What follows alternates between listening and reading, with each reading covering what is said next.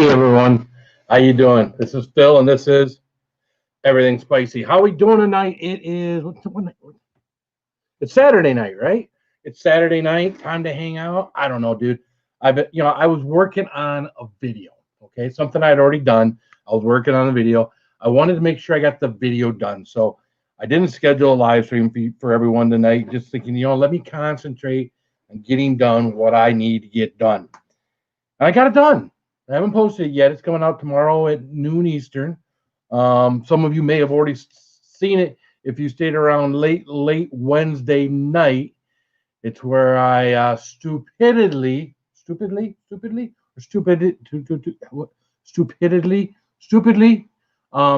to take a bunch of extract, a half hour before bed, and yeah, it didn't turn out so good for me. So if you want to see that, if you hadn't seen that on the live stream, you can check it out tomorrow at noon. We cut it down to just the pain and suffering. So you don't have to watch, you don't have to go the rest of the pain and suffering of the live stream. You only have to watch the pain and suffering from that. So it's good to see everyone here. We got a lot of people in the chat. It's good to see.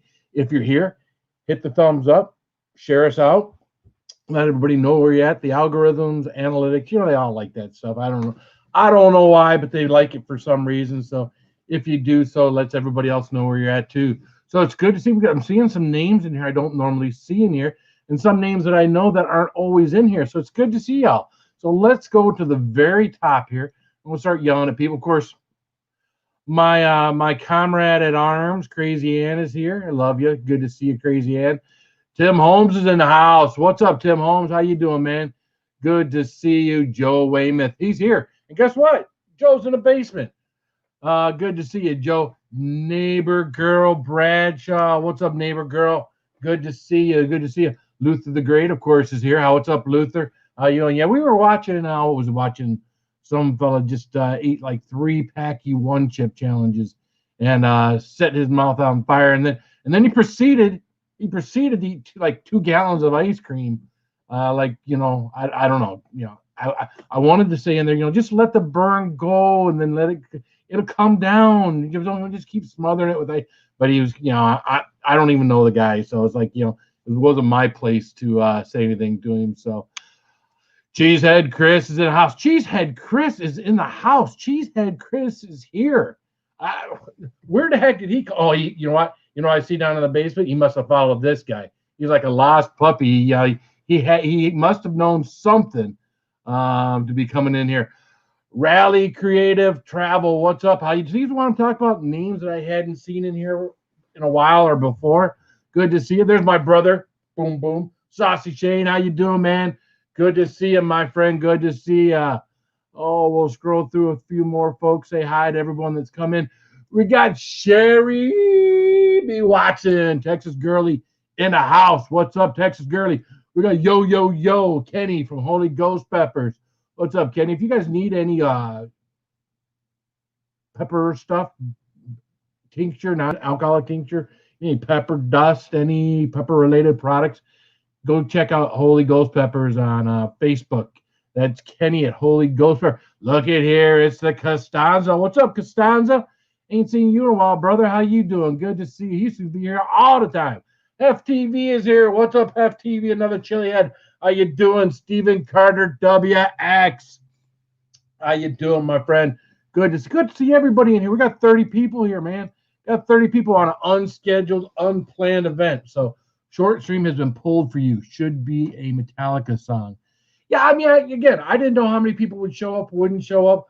I didn't know what everybody's plans was, if I'm not going to come on here and set my face on fire, if anybody would show up or not. So I don't know. I just figured I'd show up and see what happens. So let's see. We'll keep scrolling through these names. Oh, now we went all the way to the bottom.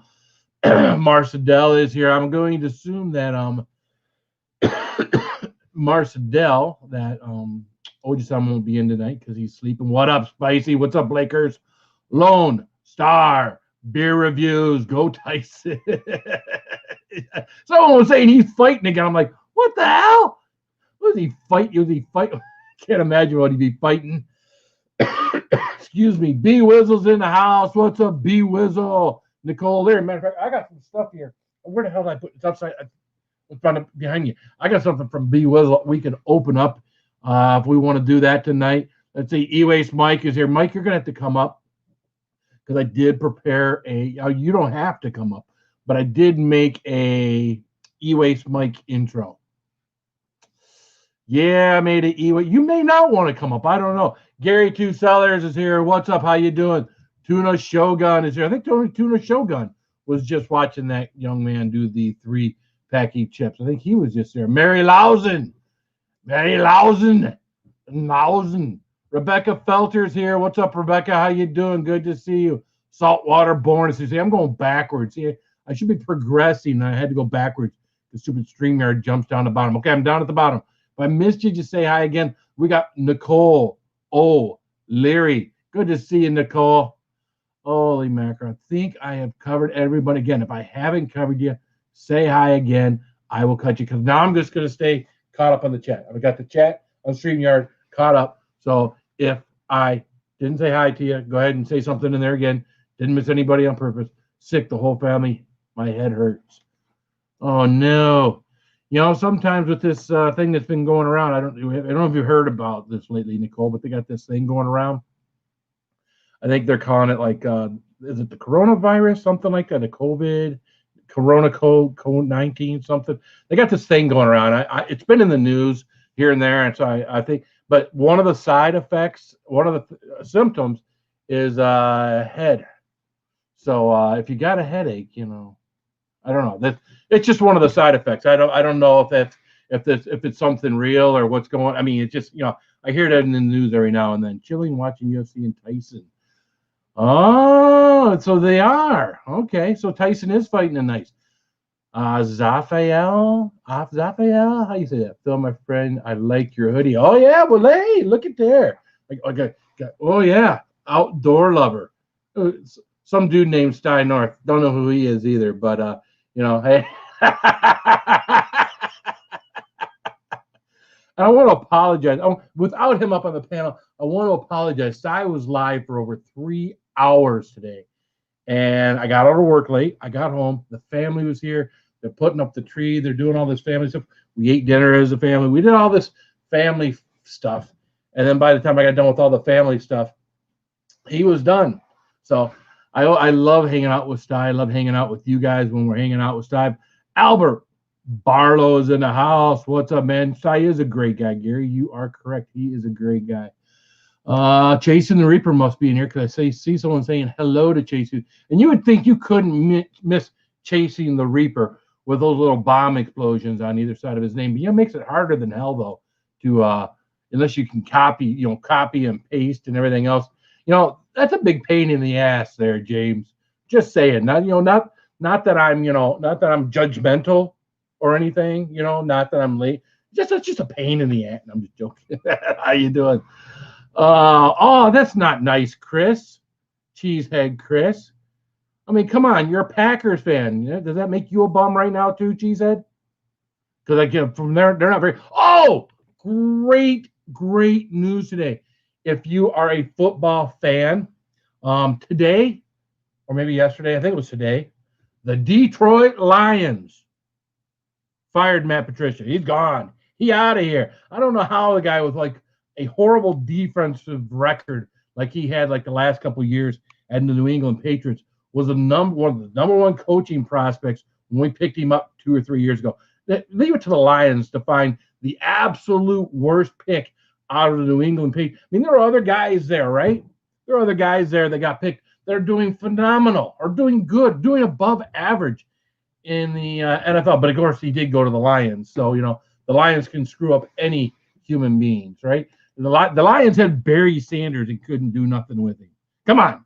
Barry Sanders, Herman Moore. And we had some of the best players in the game back in the 90s and 80s and 90s and couldn't do crap with them. So, Donald Morris, my spicy brother. Boom. How you doing? Where's Mrs. Morris? Is she going to show up? Is she going to make an appearance with a hoodie on? She didn't like that picture, did she? That's not my fault. That's yours. You sent me the picture. I always, if someone sends me a picture of them with merchandise on, I always make sure I share the picture. They'll do your shirts and hoodies fit true to size. I like loose-fitting clothes, so I just thought I'd ask. They pretty much do. Yeah, I mean, when I get the stuff that I get, they're not too big on me. They're not too small on me. They're pretty much true to size. So look in there. I say something like that, and she'll get something that's all whacked up. But let's see here. And there's Crazy Ants. Sorry, Phil. I know it's a pain in the tush. I realized that after I set it all up. That's okay, James. It's just me. It's just me finding something to talk about on the live stream, and they just kind of one of those things that keep. Every time I want to reply to James Bernard, I'm trying to figure out how do I find this.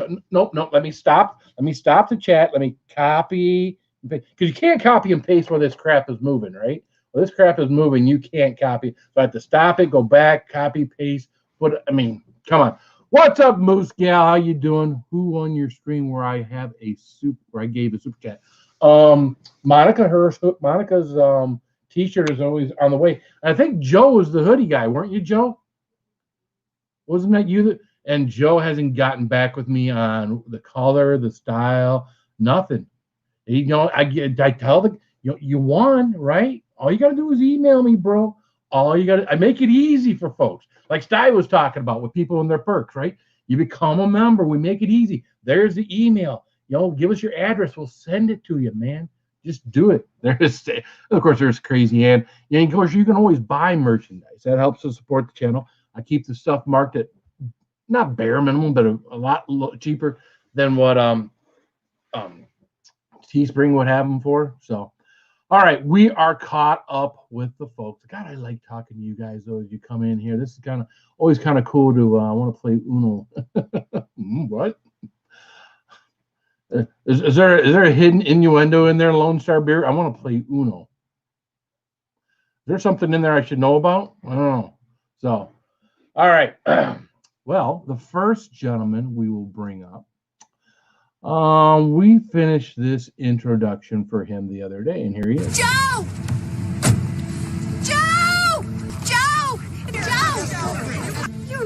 like them, Joe. I love you, Joe. Come home, Joe. It's all because of you, Joe. Joe?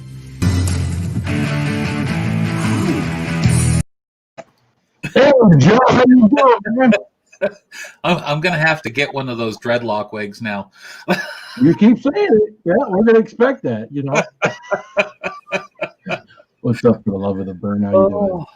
Oh, yeah. I mean, it was one of the, I mean, there's many things out there that say Joe, and I could have picked, but you know, Joe Dirt for some reason just fit. I can't explain it. It's one of those things, Joe. I couldn't explain it, you know, and it just, you know, but I do love you, just like just like what was her name? What's her name? What's his girlfriend's name? What is her name? Anyways, so good to see you up here tonight. Thanks for coming and hanging out with me. Yeah. It's always good to Tuesday. I'll be coming. Well, that'd be cool. All right. Now the next guy. Now, I didn't go live. What was it, last night? Because I was working on some stuff. I was working some intros for some of my friends. You know, I'd always thought, you know, it's kind of cool to have intros for my friends. So the next guy in the basement, I worked on an intro for this guy. And it isn't what he thinks it's going to be. So it's not flattering, but it's not what he thinks it's going to be. Here we go. In this video, learn how to get rid of a stye fast and maybe even overnight, as we go over the different types of styes that are out there and the different treatments that work. Let's take a look. See what happens.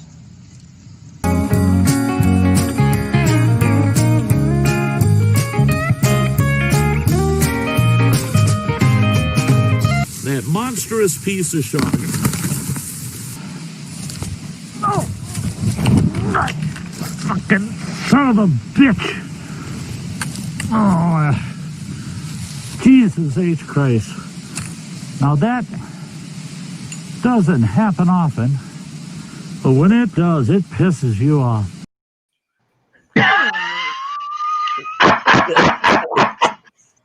There's more than one way to get rid of a stye.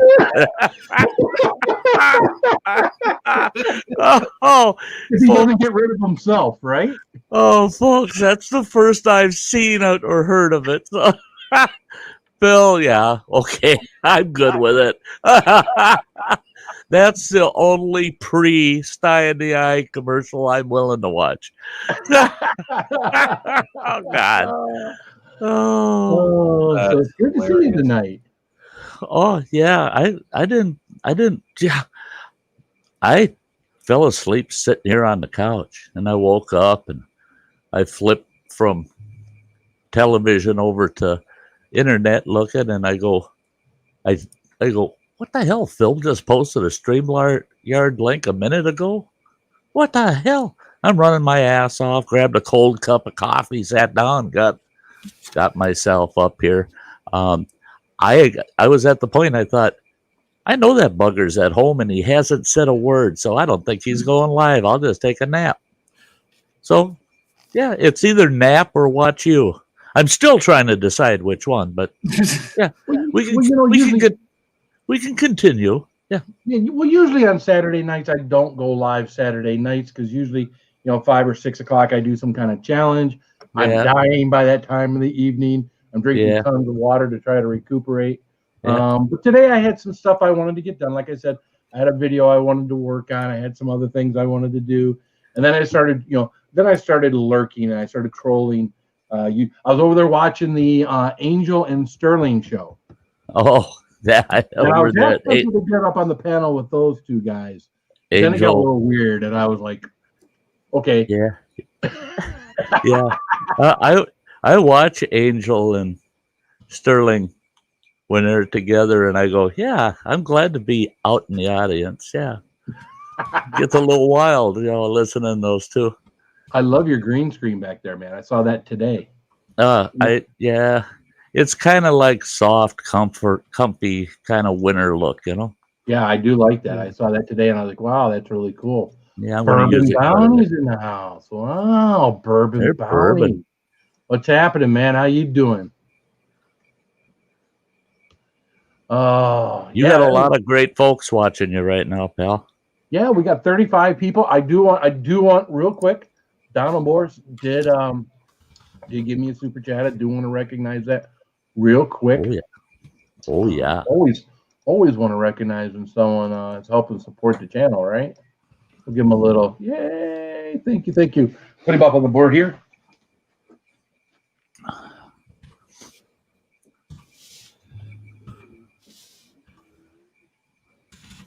Oh.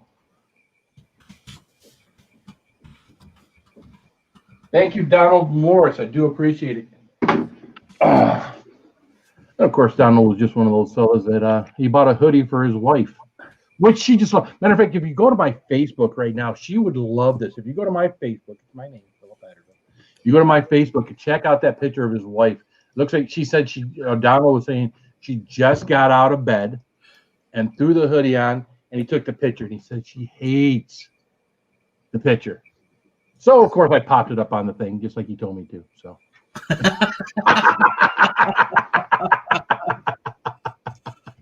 No, he didn't. He didn't tell me to, but I felt like he was telling me to. So Mike, you're gonna come up here and join us. I got a little something. I got a present for you, Mike. I got a present for you.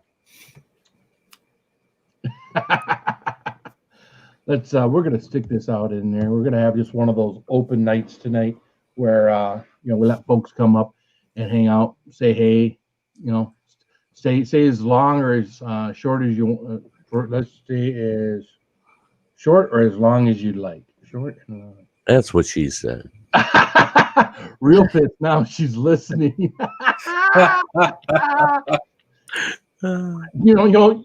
Donald, I'm just trying to make things good for you at home any way that I can, and if I can help just a little bit in the Morris household, I am your man.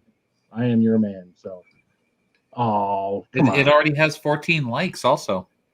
Oh, 15. Oh, that's great. Well, thank you, Stye. You didn't have to do that. I do appreciate it. Of course, I don't have to. Let's get old Stye up on the board here.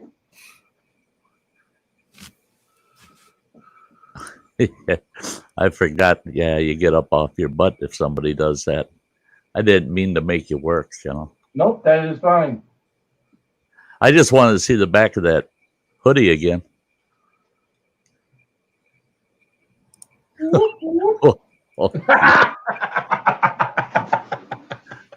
Yeah.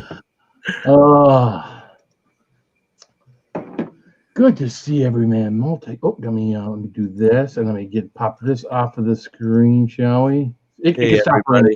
I mean, if it was real money, it could rain all night long. But since we know there's no such thing as real money raining from the sky, right? Yeah, we know that. I got a whole basket full of this money you've been dropping, and I get up in the morning ready to spend it. I look and that damn basket's empty again. I don't know where that money goes once you collect it. Yeah, I don't. I mean, it's falling on the screen. It winds up all over my keyboard, and as soon as I close my laptop, it's gone. It's gone. And I don't have to fill it up. That's a good thing. It's a good thing I don't have a slot or anything up here where I have to fill it up. It rains it, but then it goes away. Oh, that'd be a bummer if you were filling it and right? It was just disappearing, right? Yeah. Yeah, right. That'd be bad. It's funny. That's called the ex-wife. I thought of what would be a funny video today. You find yourself some kind of bag, right? Something that would look almost official. What's up, Rebecca? How you doing? That's the ex-wife. Yeah. Okay. Yeah, there you go. And you get some money bands, the paper bands that go around money, and you just cut out some paper, stacks of paper that's the size of money. You don't want to counterfeit anything. You don't even want to make a photocopy of anything because that could get you in trouble. But you take stacks of paper like that, you band them together, and you maybe set up somewhere where there's a bag like in a parking lot or something, and a couple of those bundles are sitting outside the bag, and you have a camera running and just see what happens. Who nabs it? See what happens. It'd be kind of funny, Yeah. What the heck if you put $1 bill on each side, and the stuff in the bag can just be bundles of the paper, but the ones outside have $1 bill on each side of it. You lose $4, but boy, you could have bought some really fun content doing it. That'd be some good footage, wouldn't it? Yeah. Yeah. Oh, so how you doing, B Wizzle? You know what? I'm thinking in this one box, I might have some apparel from B Wizzle. Should I go get it? Go for it. Yeah. All right, let me go get this. Where are we? Oh, we're back here. Actually, I'm gonna go outside the door too because there's something else out there. Ooch, ooch, ooch, ooch.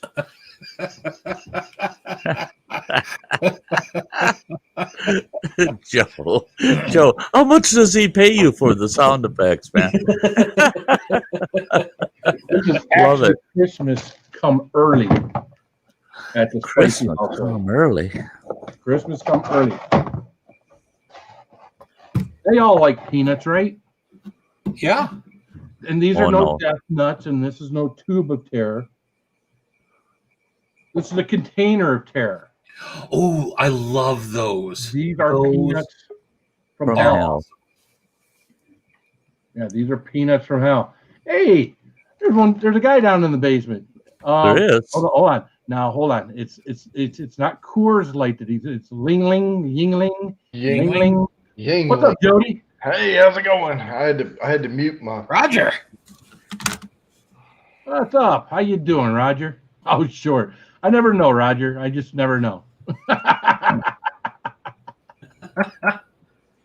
I will thank you, Brand. B Wizzle. Those I will sit down and eat of that whole thing in one day. You probably they're hot, but probably not that hot, right? Right. But they taste good though. Well, they do to me. You know who should eat. You know, I should do a setup with these, right? I should get like a can of regular honey roasted peanuts. Yeah. And There you go. And then dump those out, and then put these in there, and leave them out. Yeah. Or Jim Bob Cooter. Yeah. Yeah. There They're you spicy, go. but not so spicy. I'll kill him. Yeah. You know, you don't want to kill Jim Bob. No. We got to have. You him just around. want to make him wish he was dead. That's all. Right. So let's see what we got. Let's see what we got here. Should we, Brandon? Got one of those safety seals on it. Childproof. I'll be here all day. But I've got knives stashed all over my office just in case I have to run across one of those. That's funny. They must think these peanuts are going to be around for a while when they have to. Now, I get my regular Planters peanuts and they don't have one of those things in there. No. They don't. And these things, I mean, they taste like shit. Oh. Yeah, they just, yeah. That's like the bonus thing, right? They give you a little something else to chew on.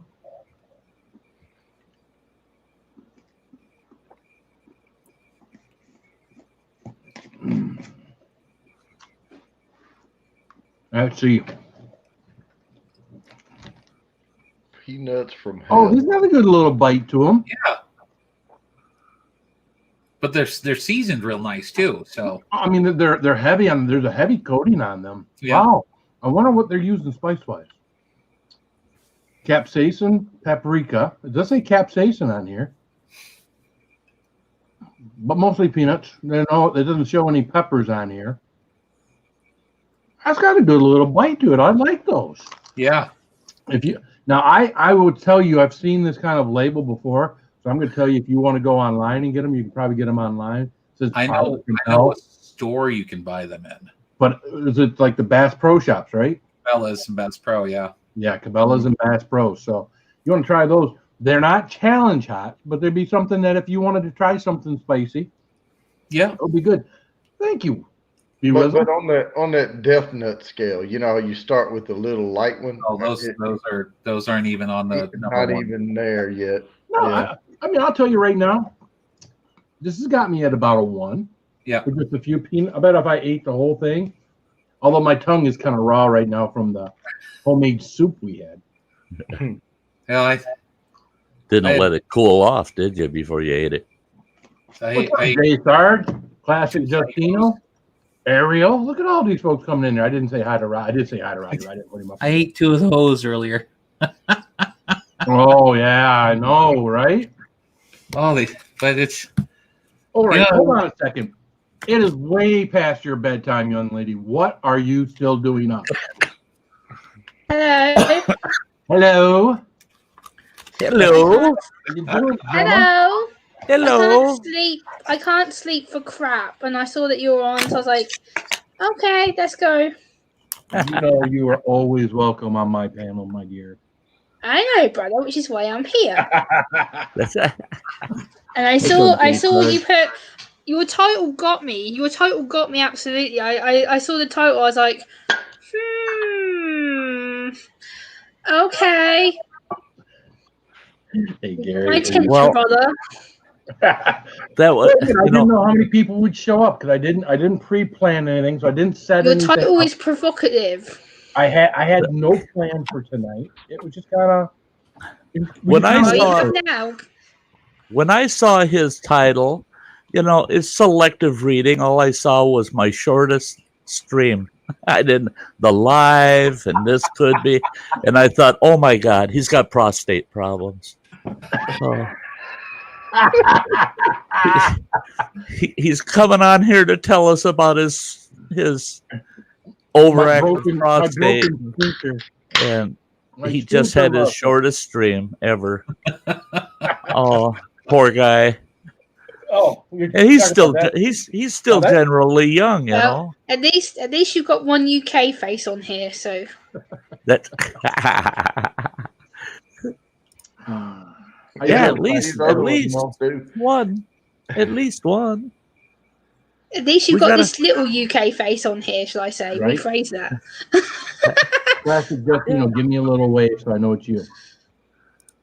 All right. Just want to make sure, man. How you doing? Great. Hello. Hey. Hello. How y'all guys doing tonight? Good, man. You're hard to hear. What's up, Drops family? How you doing, man? Hey, Drop family. Hi, hey, Drops family. Oh, he's nice that quick on his feet. Yeah, if you watched my intro, you'll see how quick I'm not on my feet.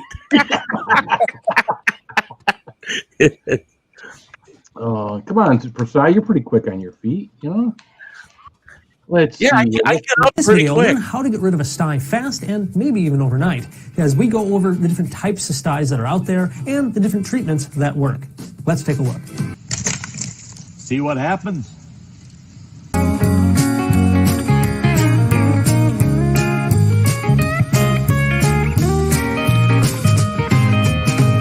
That monstrous piece of shark. Oh! Right. Fucking son of a bitch! Oh, Jesus H. Christ. Now that doesn't happen often, but when it does, it pisses you off.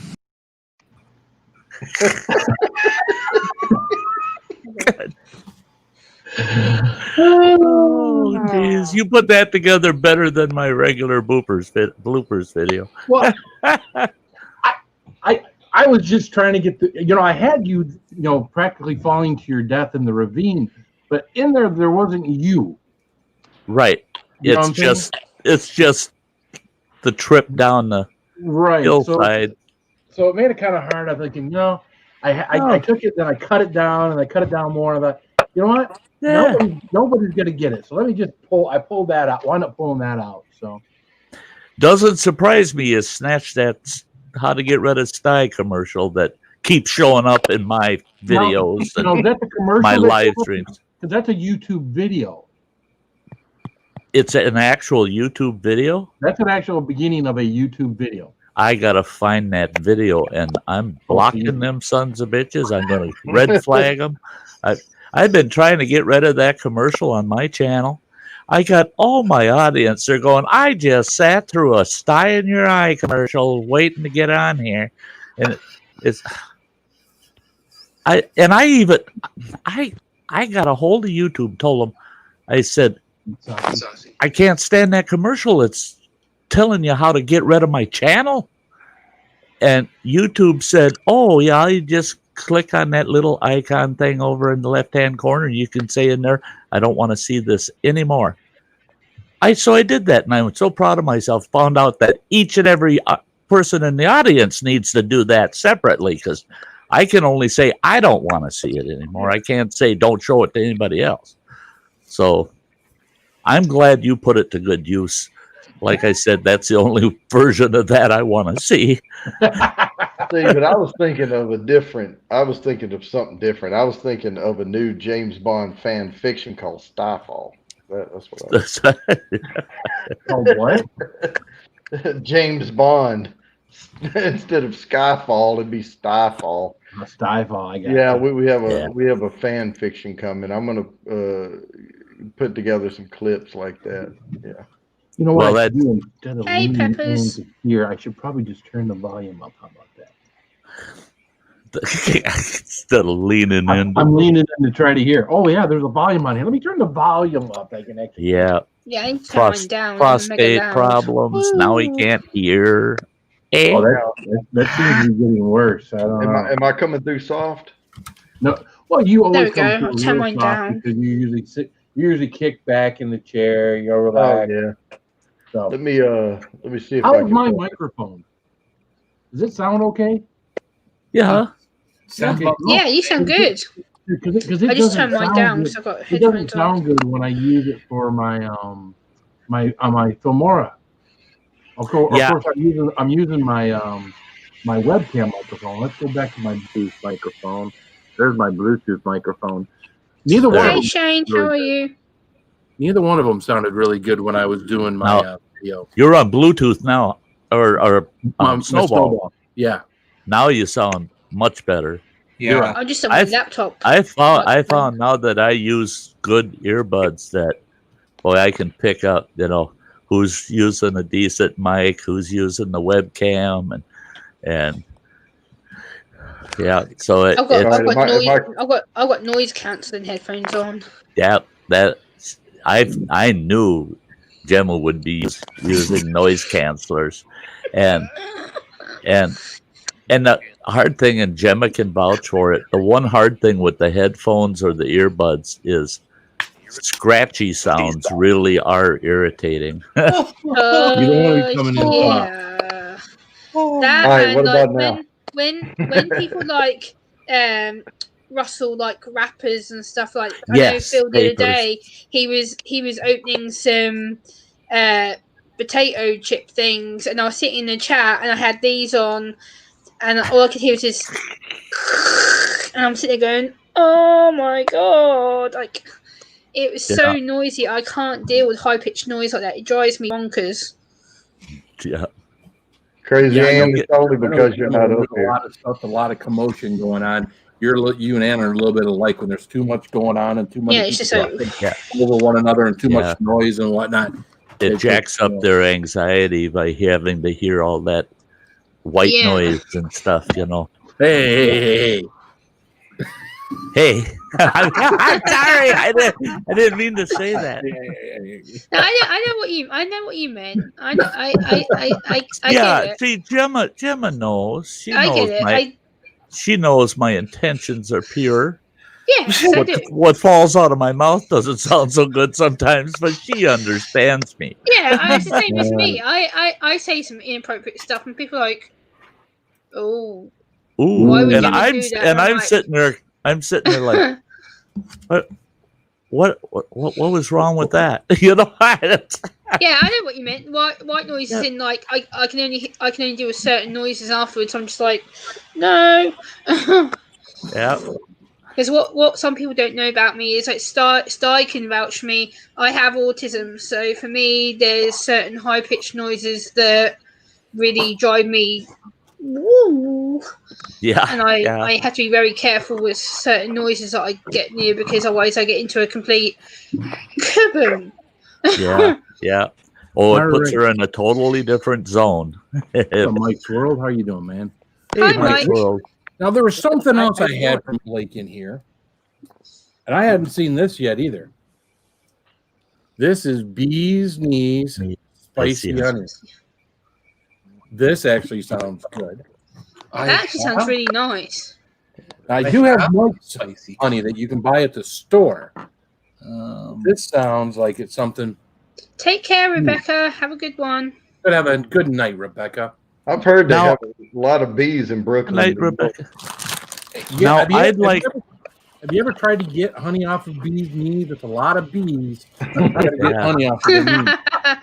I want Hi, to Kenny. bees that were kneeling in the honey. If the bees haven't been kneeling in the honey, it's hard to get the honey off of their knees. I want to know. Can you read the ingredients on that? I want to know how are they making their honey hot. Well, let's see. Oh, let's see. And I got a good reason I need to know. You want me? You to talk over me, or you gonna listen to me read this? Yeah, I'm gonna go ahead and try to read that once. I'm gonna just keep Blending talking. the best wildflower honeys from the U.S. and Argentina with a spicy habanero kick. We've created bee's knees spicy honey to settle your craving for heat meets sweet. On any of your dishes, this honey is great on anything from a hot slice of pizza to a warm butter biscuit or a cold bowl of ice cream. Best cheese plate ever? We think so. I don't know what that means. Best cheese plate ever. I don't know what that meant at the end. Yeah, Still didn't tell me crap about the ingredients. Habanero. And honey. Yeah, but what in what form is the habanero? Is it a powder? Is it a...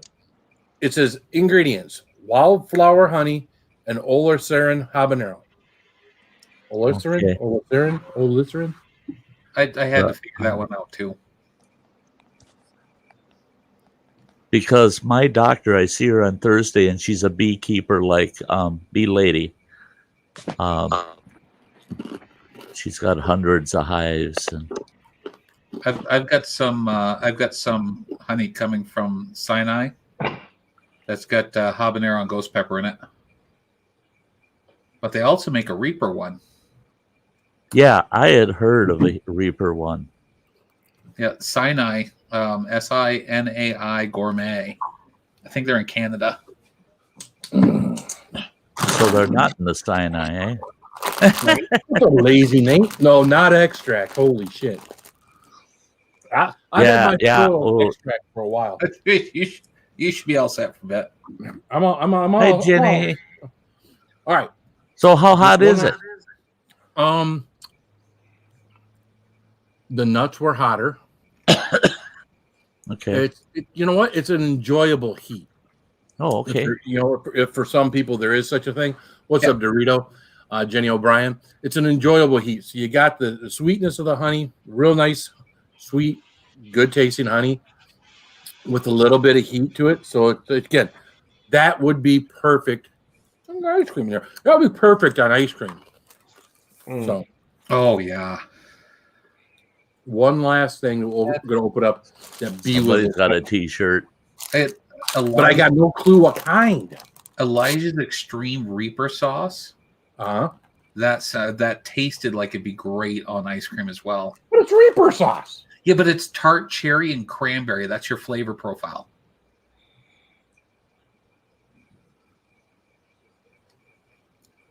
It's a black T-shirt. I've got enough of those. There's this side too. Oh wow! Oh, sweet. Very cool. Now, is that your artwork, Brandon, or B-Wizzle? That is cool. Hope he's still here. What's up, Rand Rambo? Rand Rambo. Lazy Rambo. He's not a beast. He's an animal. Yeah, Hey, Metal Music. That is an awesome. Hey, B-Whistle. No, that's from Amazon. Okay, cool. Well, you'll be seeing me wear. I love black shirts, and so you'll be seeing me wear this on live stream. So, thank you again, B-Wizzle. That's I do cool. appreciate it. So, nice shirt. Newfoundlander, what's up, man? J-Dog Party of One. J-Dog. Hey, Newfounder. Table for J-Dog Party of One. J-Dog Party of One. Thank you. Richard, what's up, my musical talented friend? How are you, man? Good to see you in here. Holy mackerel. So we got 40 people in the house. If you're just getting here, hit the thumbs up. Share us out. Mike, are you going to come up here so we can share this? Hey, I would like Shane. to share this with you, Mike. He said he wasn't feeling good. Yeah. Okay. All right. Well, let's do this. Let's share it anyways, just because I think it's kind of cool. I worked hard on it. I don't know how hard I worked on it, but let's see. Where is it at? We're going to go to the E-Waste Mike intro.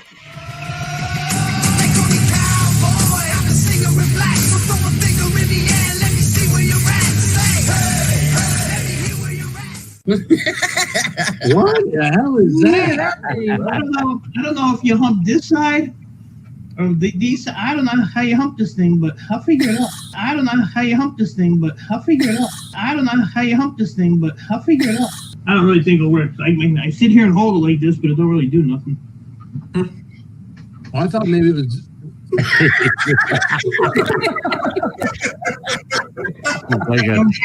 like a And that's Mike for you. That's all, Mike. That's all, Mike. Awesome. I think I got to cut the very beginning down. I think that's too much. Oh, super chat, super chat, super chat. Yes, I saw that. That might get me flagged with that much Kid Rock. So I might have to cut that little bit of Kid Rock down. Thank you, Hef TV. Let's get Hef TV up on the board. Matter of fact, I'll get my Sharpie out and put Hef TV on one of the backboards too, because I don't think I've ever gotten a super chat from Hef before. So thank you, sir. Hope you liked him, Mike. Very nice. Very nice. Very nice. So we got to do a big H, a little E, and a little F, and then a big TV. Is that how we have to do that? FTV? Yeah. It's nice to meet you, Joe. And Bulb and Bounty, I've met you before, so it's good to see you again. But Joe, this is the first time I've met you. Yeah, I've popped into one of your chats in one of the raids before. One of your Okay. Yeah, surprisingly, you were still on. Bulb and Bounty, I met you a couple of years ago. I can't remember whose stream it was in, but I've known you for a while. Yeah, you're familiar. I just started my channel this year, so I was someone different back then. Oh, okay.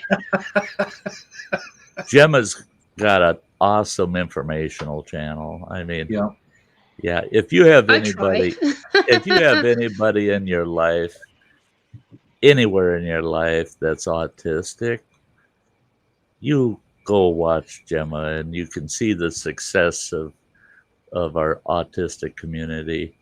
I mean, I go over there.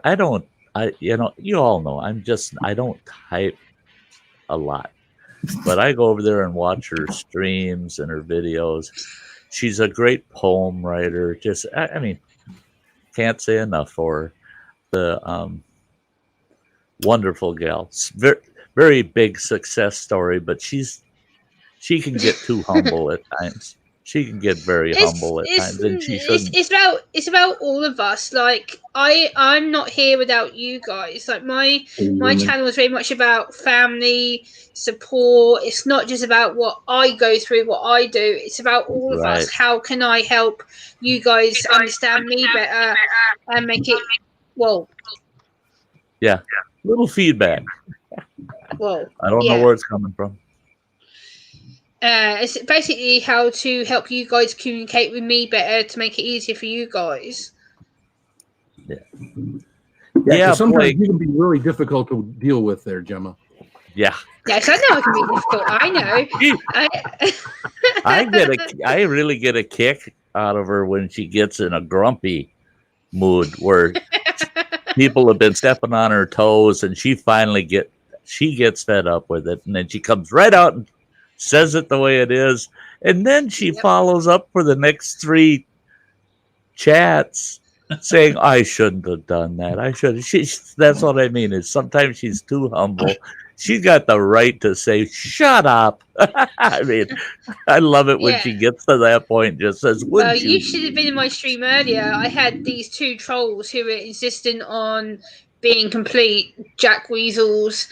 And they're like, oh, well, you're not autistic and da-da-da-da. And I'm like, really? Because I'm female. I'm like... Yeah.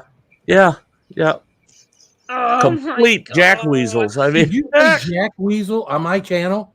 Yes, I did jackweasel. She did. Yeah. Better wash that mouth out with soap, young lady. Oh, Oh my boy! God. Oh boy! If that washing out with soap, that's the rest of mild. us are in a That's lot of trouble. mild compared to what I could say. That's No, mild. No, I can remember. I remember the first time I heard this young lady curse. I about lost it.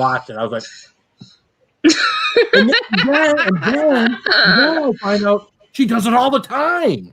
Yeah, I was yeah. just my image of her was completely blown. That's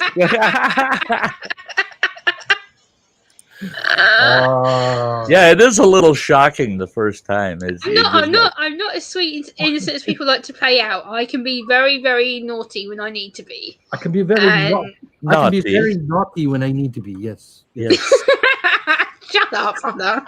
Yes, naughty. I can be very naughty when I need to be. Yes. Shut up, brother. Shane, nothing worse than a they suck. Yes, they do, Shane. Exactly my point. Yes. Yeah. Have you ever Okay. gone hunting for jackweasel before? Aren't they kind of like those snipes that you go hunting for? You got to go flashlight and then and all that stuff. I don't know. I just think it's a cool word. I heard it in a program I watched a few days ago. I'm like, I like that word, so I'm going to use it. Yeah. Hef TV, we do not discriminate against anybody. Everybody and anybody is welcome up on the panel as long as I get to know someone before I bring them up. That's good to know. So you are welcome. Again, I am not very restrictive on my panel. I do like to know that who I'm bringing up on the panel is who they are, and then they're not going to get up here and do something stupid. Well, he has me up here. I mean, goodness. Hey, Yeah, I tell you, right? That I is didn't pretty even shave for this non-discriminate. show. Yeah. He doesn't shave. He doesn't. He comes up here and he comes dancing, and he laughing at him, and he cries too. He cries a lot. Yep, I've heard him I do. All right, Cheesehead. Yeah. Hello, Cheesehead. How you doing? I tell you what, if I don't get insulted by Cheesehead in a stream, I am just, something's lacking. Something's wrong. Yeah, something's wrong. I mean, it brings my friendship with him into question if he doesn't find some way to insult me or something. Oh, Chris, yeah. Lone Star, it's so good to see you. It is good to see you too, girl. I keep an eye on you. I want to make sure you're okay out there.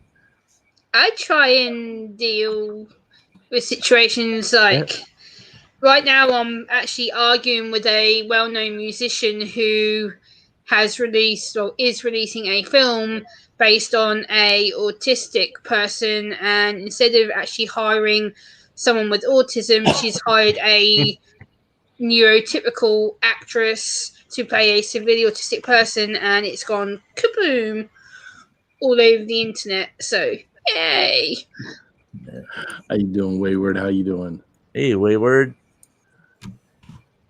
Yeah, Crazy Ann, I'm not coming in soft anymore. That's a good thing. Urban Bounty was probably pretty disappointed.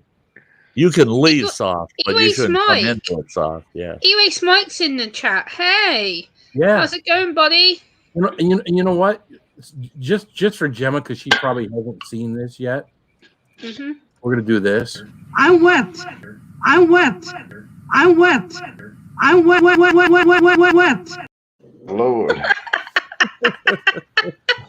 Oh my god, Crazy Ann, that's hilarious. In her defense, she's just come out of the shower, so Yeah. That's funny. Just a little wet. Oh. A couple of hours ago, my hair would have been wet too because I washed it in the shower. Hey. Thank you, Gary. I appreciate the compliment. You got one for all of us, man, or what? Sure. Yeah, I have a block over there. I just can't virtually. Do you have a beer printer? I can upload the file. They come out with 3D printers. That'll be pretty cool in the future, man. Hey, you teleport. Here, let me share a beer with you, and you just hit print, and that bugger will print off for you. Yeah. What's up, KD Scrappy? How you doing? Good to see you, JDS Flying Canuck. My buddy Flying Canuck. Hey, Flying JDS. How you doing? Oh, come on. He would feel left out if I didn't do that. I just want to show y'all what I've been doing. It is kind of weird. No. We don't want to see that. No. Yeah. We're still live. We're PG/R rated. There's no X rating here. That's and that's a little. Okay. Extra. You're doing something else. You're watching. Okay. He's watching the ball game. Okay. Been watching football all day. Watching that foosball. Shoot. You playing the foosball? Foosball behind my back. Hey. Football, yeah. That hurt. Foosball it don't be making fun of foosball. I was the Central Minnesota foosball champ in 1974. Nice. I played foosball tournaments, and I tell you what, a full foosball game finished in less than 3 minutes. Good night, Hef. That was some hard ass playing. Yeah, I just don't like grabbing all those For me, knobs. good morning, but Don't think of them as knobs. Are you a big knob grabber there, Bounty? Now I'm talking about foosball when you have to grab all those little things and Yeah, I bought one of those things about I don't know, about 20 years ago. Sit down here in my basement. It gets played about once a year, if that. Oh, really? I bought a really nice one because I worked at a place that we sold pool tables and hot tubs, and that was one of the things that they sold. So I got a nice one, and it's just it's one of those things that my kids never really got into it, and playing foosball by yourself is just kind of like Forrest Gump and ping pong. It's just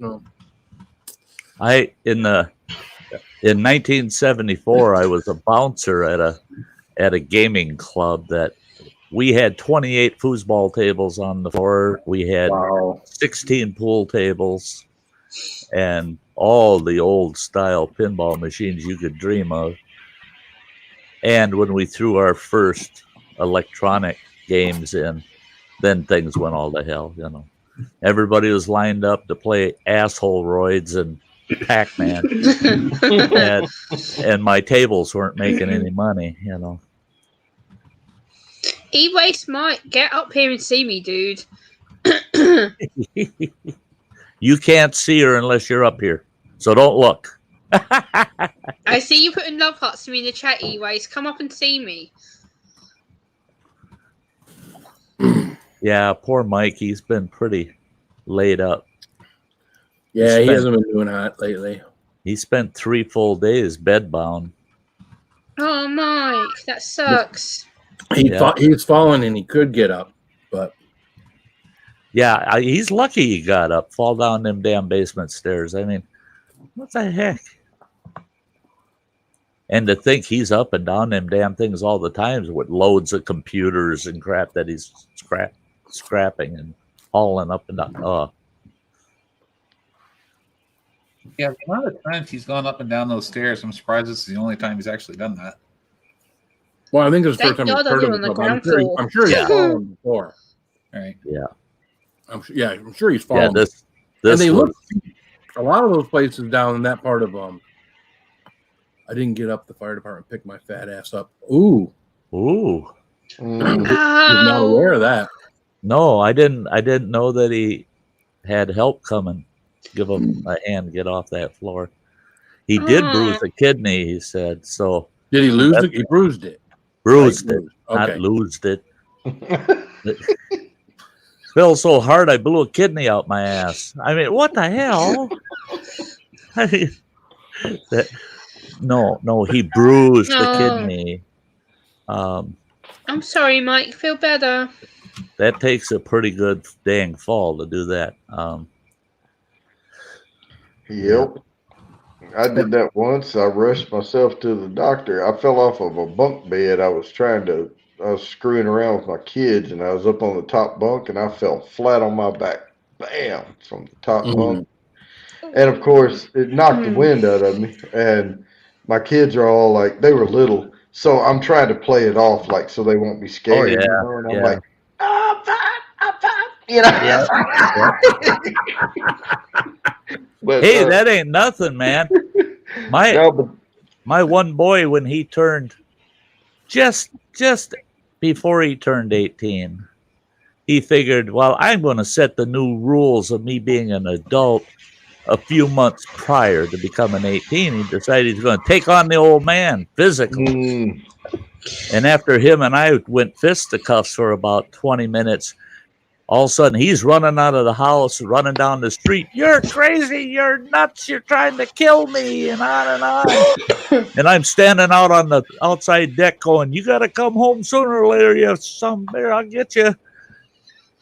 Once he got out of sight, I got in the house and sat down, and the ex-wife goes, boy, you still got it in you. I said, shut the fuck up and call the ambulance. I said, she goes, oh, that's funny. I said, I'm not kidding. I said, God, am I in pain? Holy shit. Yeah, I haven't fought an 18-year-old in 20 years. So, I mean, God damn. Yeah, you just can't show how bad it is, you know? You don't want the kids to think otherwise of you, you know? He was mad when I waited until he was almost 40 to tell him, yeah, you know that fight? You almost won it. If you would have given it another 5 minutes, you probably would have won that one. What? That upset him.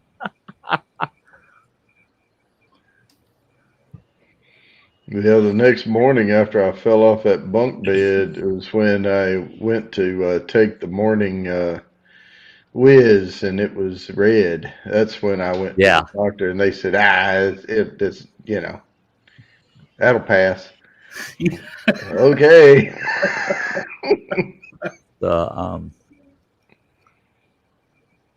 Yeah. When you start peeing some blood, you know you took a good hit to the kidney. Yeah. I had that a couple times in my lifetime, and that was my first time ever having that. Now it freaked the crap out of me. Oh yeah, I was gonna say once is too much. Yeah. Oh. Yeah, I fell over recently and took a hit to my kidneys and my stomach and stuff. I fell over outside because my inconsiderate neighbours decided to dump their rubbish outside my front door. So I went to go out to dump my rubbish out in the bin, tripped over a big pile of rubbish like this high outside my front door, went kabam, landed on my back and my side, and yeah, injured myself pretty badly. Yeah, Mike said that's what he's dealing with now, man. It's just a mental thing because you know, I mean, it didn't hurt, but it freaks you out when you. Yeah. Oh, that's a good indicator something's wrong inside, you know. Oh yeah. Especially someone like me who feels pain more than normal people. So for me, it's more the ow, I'm really hurt, and then people are like, oh, you'll be fine. You don't know my pain tolerance. My pain tolerance is yeah. We can never have you do anything spicy then. Yeah. I eat very limited spicy foods. If I do have anything spicy, it's usually the hottest I go is probably I'm trying to think. Kung Po chicken chili from the Chinese, which is like 4 chili ratings, which is hot for me. That's Kung Po's pretty good. Kung Po's pretty good. For me, it's pretty hot. I'm like, but I eat that usually. Oh, that looks El Chaparral. El Chupacabra. Oh wow, that looks really bad hot. Yeah, that looks like it might be a little hot. Yeah. Yeah. Open up your closet and find a chupacabra in it. Yeah, the very, very first ingredient is Carolina Reaper. Oh, it's just the very first one, huh? Yeah. Oh, okay. That shouldn't be hot at all then. No.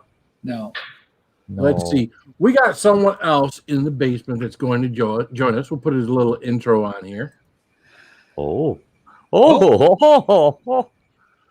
I know that guy. You got to get some tunes attached to this one. What's up, Hey, Joe? there he is. Jojo, hey. How you doing, brother? So good to see you. Don't know why my earphones won't work in this new phone of mine. Yeah. Well, that's okay because your ears don't work very good either. So. Jesus. How you been, brother? All right. Busy. Yeah, Yes, Dojo. We still need to catch up. It's been a long time. What else? You keep promising to call me. I've hardly seen Dojo here or anywhere. Usually, if I don't see him here, at least I see him somewhere else. I haven't even seen him anywhere else. Yeah, I know when he's busy because he's in our group when I send out the StreamYard link and if he don't occasionally pop up, I figure, man, that guy's got to quit working a little bit, or he has to go to work so he can get on the chat with us. It's so good to see you, Dojo. Oh, just need to turn the sound up on this phone. It's a new phone, and I'm trying to set it all up. Gotcha. Well, Dojo's got a proper sponsor now, so he's big time. So yeah. Congratulations, brother. He did let me know about that. Yeah. A proper sponsor. I'm proud of you, Dojo. Sponsor, yeah. He's getting paid for the garbage he puts on YouTube now by someone. I've only been insulted. I'm in the process of getting a sponsor for my channel. I'm dealing with a potential sponsor right now. So. And I would think a channel like yours, Gemma, would have a sponsor. You know, I could understand my channel because there's so many people that do what I do, and there's so many people that do it in a PG format that even if I were to make videos, regular videos that were PG rated, I would have to clean all of this up, and I want to have fun. Yeah. That's way too much work for you to try to clean up your streams. I mean, I'd have to clean up my act, my stream, all that stuff. I'm hoping that I'm actually in talks with my local railway provider who provide the rail services in my area, same as what Dojo's is. They're in talks with me about sponsoring my channel. So I'm waiting to hear back from a person right now to clarify it. My sponsor's all right because I get the money for doing the video on their product. What I've got every time I drop their link in one of my videos, they pay me for that as well. Nice. Sweet. I had a sponsor offer the same type of deal that if I did videos for them, they'd pay me for the video. And then if I promoted them in any sense, like links and that, during any of my live streams or other videos, they'd pay me for that. The only problem is I've only had one sponsor approach me, and they can kiss my ass. It's a cosmetic outfit. What a freaking insult! Well, mine was to do cosmetics. You could get beards. What the hell? Look at this beautiful face. Why the hell would I put cosmetics on it? Moron. I can tell they never looked at my channel. For the bags on your eyes. Oh, there's a cosmetic for you. They better pay good. I was lucky with mine. Mine's actually, I can use what I do on my channel. Yeah, that's neat that it's fitting for your channel. I think that's awesome. You could always come up with Stye Weena. Shut up. Stye Weena. You could braid. Because there are plenty of women in the South that have beards with beards like this. Yeah, absolutely. Nothing personal, Granny. We're not talking about you. We're just talking about some other women that are in the South that Oh yeah, you better be careful. Hold on a second. You better be careful. You guys just keep on talking because Yeah, clown makeup. Yeah, right. Yeah. Here's this barbecue sauce label. Sauce Ferratu. Oh. Sauce Oh, Ferratu. Yeah. Yeah. I had to get this because I'm going to be doing a pork shoulder and nice. You know, once they legalize marijuana all over the United States, we'll have a lot cooler names for stuff like hot sauces and beers and things like yeah. Yeah, boy, you better get your names locked in now, right? don't take it personally, Blake. Not all the ladies from the South have a beard. Just some, like 40% of them. I mean, maybe not 40%, but you know, you're bad. You're Well, bad. it's the level. You are so bad. It's You are that so it's bad. that degree of inbreeding or something. You know, I mean, I'm from the South, but not where I was from. But I've seen people that had weird features about them, and it's the fifth, sixth degree of my cousin is my wife and my uncle is my grandfather or something. You know. well, you have to date outside of your town. You know, when you don't date outside of your town or outside of the street that you live on, things are going to happen. You know, Definitely Those outside of those your roots current are out there. house. We all I know. mean, you know. What's up, Texas Hotspot? Pressing buttons, what I shouldn't be doing. Yeah, what are you doing, Jojo? It's so good to see you, Dojo. It's better. I can hear with my earphones on now. Stupid. Just to give Dojo, you all so good to see you. give you guys all a Good to see me too. of what is to come. What's to come? We've got our space bag. Ooh. Uh-huh. Oh, look at there. Ooh. The bars have come. I think I got a bonus bar. Hold on a second.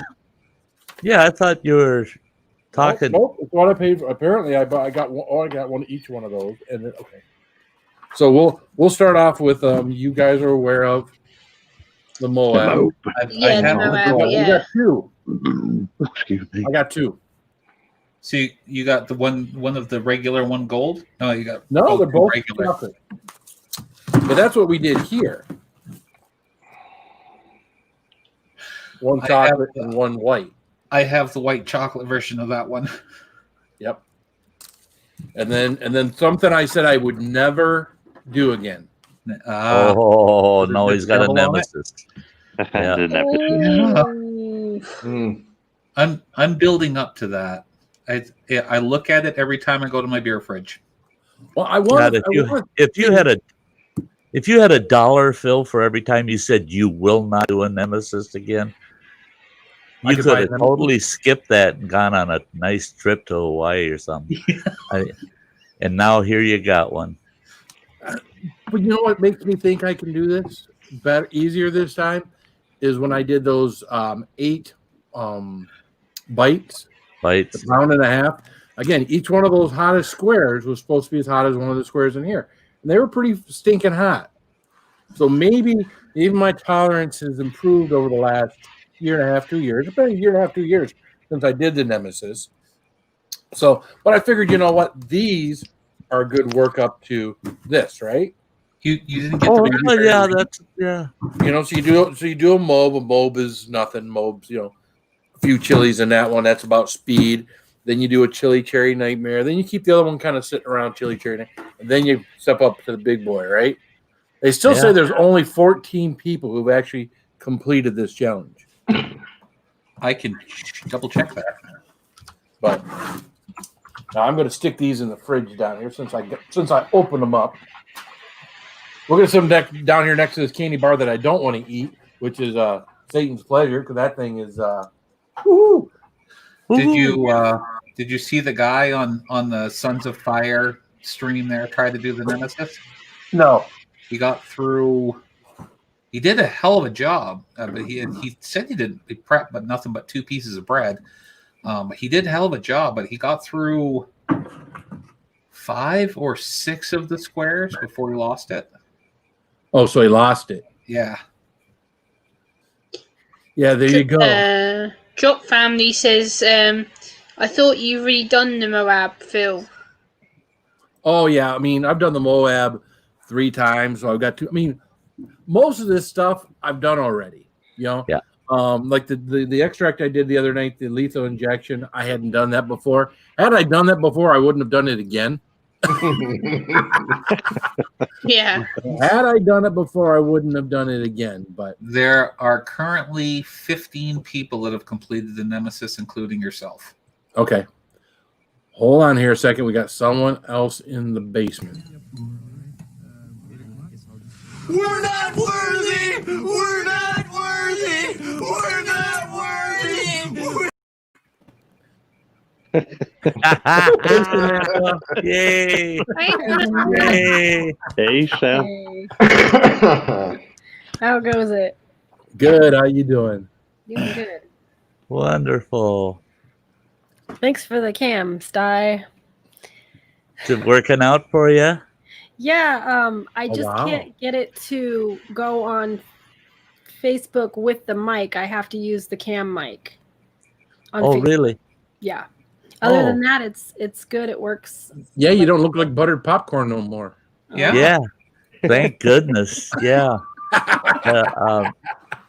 I'm glad you like it. I'm glad you like it. Thank you. Hey, Mike. Hey, everybody in the chat. Well, we'll save that one for you, Ann. You get wet. Swing, swing, tadpole. She's a.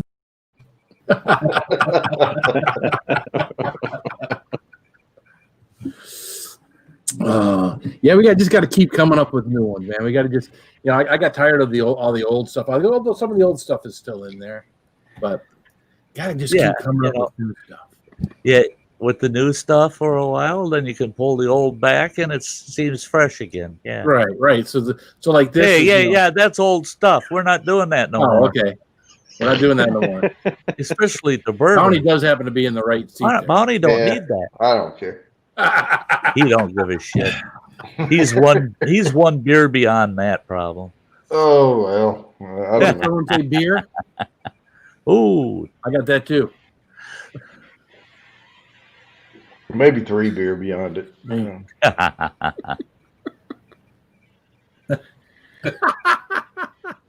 Mike.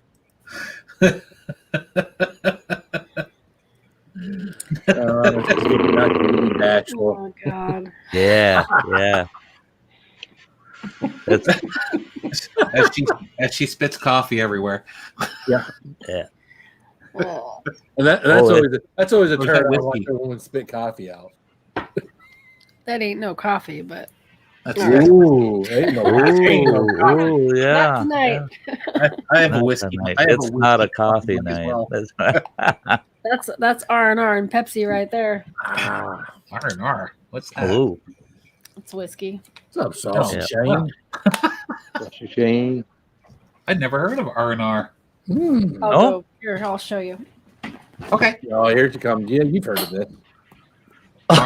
No, I haven't. I've drank a lot of whiskey. It's a Canadian whiskey. Yep. But Hey, it's, you in that bottle? Come on. R&R. rich and rare. Is what Rich and it's rare. You never seen that bottle before? No. Never. I'm gonna have to look at my. It's good stuff. It's smooth. Yeah. That's what I Joe's like doing. Canadian whiskeys too. Yeah, Crown's a little too rough for my taste. That stuff's a lot smoother. Yeah, I like Really? my Windsor Canadian. Obviously, some people are not fine drinkers of R&R syndrome. Yeah. True. I wouldn't necessarily say I'm that more of a whiskey cider is drinker if I R&R is drink like- anything. I wouldn't think R&R is definitely not top shelf, but Yeah, I don't drink very often, but Jay brought it home, and I was like, I think it feels like a toddy night. There you go. There you So go. I Get your can share before someone else gets into it, right? I can get He the already got R&R into it. reserve. I had. Oh, This is my first drink. He got this last night, so he went like down to there till I got holy to it. mackerel. Oh, He was thirsty. oh wow, wow. Wrong Yeah. button. Like it was Oh. right about here when I got to it just now. Holy mackerel! Okay. So he was partying last night, obviously. Yeah. Okay, I can get the R&R reserve. No, you got to start off. You got to start off with the R&R, and then you got to work your way to the R&R reserve. You got to know what makes it a reserve. You got to know why it's better. You know, right? Is that how it works? You got to start here and then move up to the reserve. I guess, or you can go the other way. Most people don't go the other way. They don't have the reserve, and then they go to the non-reserve, right? Well, I can tell you that I have a weekly meeting with my staff, and at some point I was doing like this or something when we had our meeting, and they captured my image and they turned it into the most interesting man in the world, and they captioned it, "I don't always drink, but when I do, it's expensive as," and they put an F with like the squiggle stuff on it, and that's not always true. He's got it all. I own it. I just don't want to drink it because I don't want to have to replace it. I have a couple bottles like that too. Someone once told me bounty about something like that. It's like not having sex with your girlfriend or your wife so you can save her for the next guy. You know, if you got it, you got to drink it, right? I have to go to. I actually have to physically go to the Jameson distillery to get the bottle that I have. If you got it, I mean, it seems like if it's good and you got it, you should drink it. I mean, you can drink it over time. If it's that good, there we go. But if it's that good and it's worth that much money, it seems like it'd be worth, drinking. Well, I've got an old associate of mine that in his home, in his basement, whole basement. Now, first of all, he's got a 3,800 square foot home, not counting the full basement. So he's got a full basement with a bar in it that you could have a club that would seat 400, and that bar could service that club. You go in there, and he's got this huge custom-built oak and mahogany bar. It's beautiful, and it's about 30 feet long. The back bar is freaking amazing. Looks like the biggest high-end liquor store you ever saw in the world. And every time I go to visit that guy, well, of course, we got to go down to his bar, and we go down there. It's just us in this big basement with that big, beautiful bar down there. I pull up a stool to the bar, and I tell him, Waltz, come on, set me up. He always says, well, let's start off with scotch. And that son of a bitch reaches around, grabs a bottle of J&B. I go, you got scotch on that shelf that cost you $300 frickin' a bottle, and you're giving me it. Goddamn J&B. I mean, what a cheap bugger. I mean, you can only get this at the distillery. Really? Yeah. Wow. Yeah, my ex was a big Jameson drinker. But you can order them and have your name put on them. Is your name on the bottle? Yeah. Yep. Oh, look at there. Oh, look at that. That's cool. Have you ever opened it? Yeah. Oh, yes, it has. Yeah, it's had a little bit. All right, I got you. I have the Lego bar. A year and a week ago. Because that's when we bought this house. Bless you. Hey, Gary. Spreading the COVID. Spreading it. Spreading the COVID. Cut the Rona.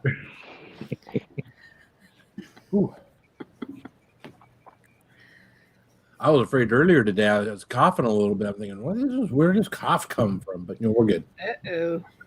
No, we're good.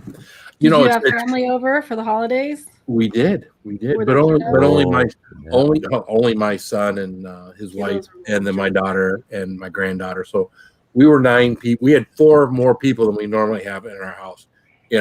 So Shoot, if I'm going to catch COVID, I'm going to catch it from my freaking work. All the damn people that come through there. Yeah. Jeez, oh Pete. Yeah, I don't even think they touched the door handles in that place other than when we're closed as far as sanitizing anything. So, but it's okay. I mean, hey, if you're washing your hands, which is what I still think is the number one thing. But anyways, I'm not getting into this. Religiously, though, wash those hands, man. I was following people around at my father-in-law's house with Lysol wipes. They were touching doorknobs. I'm going, stop.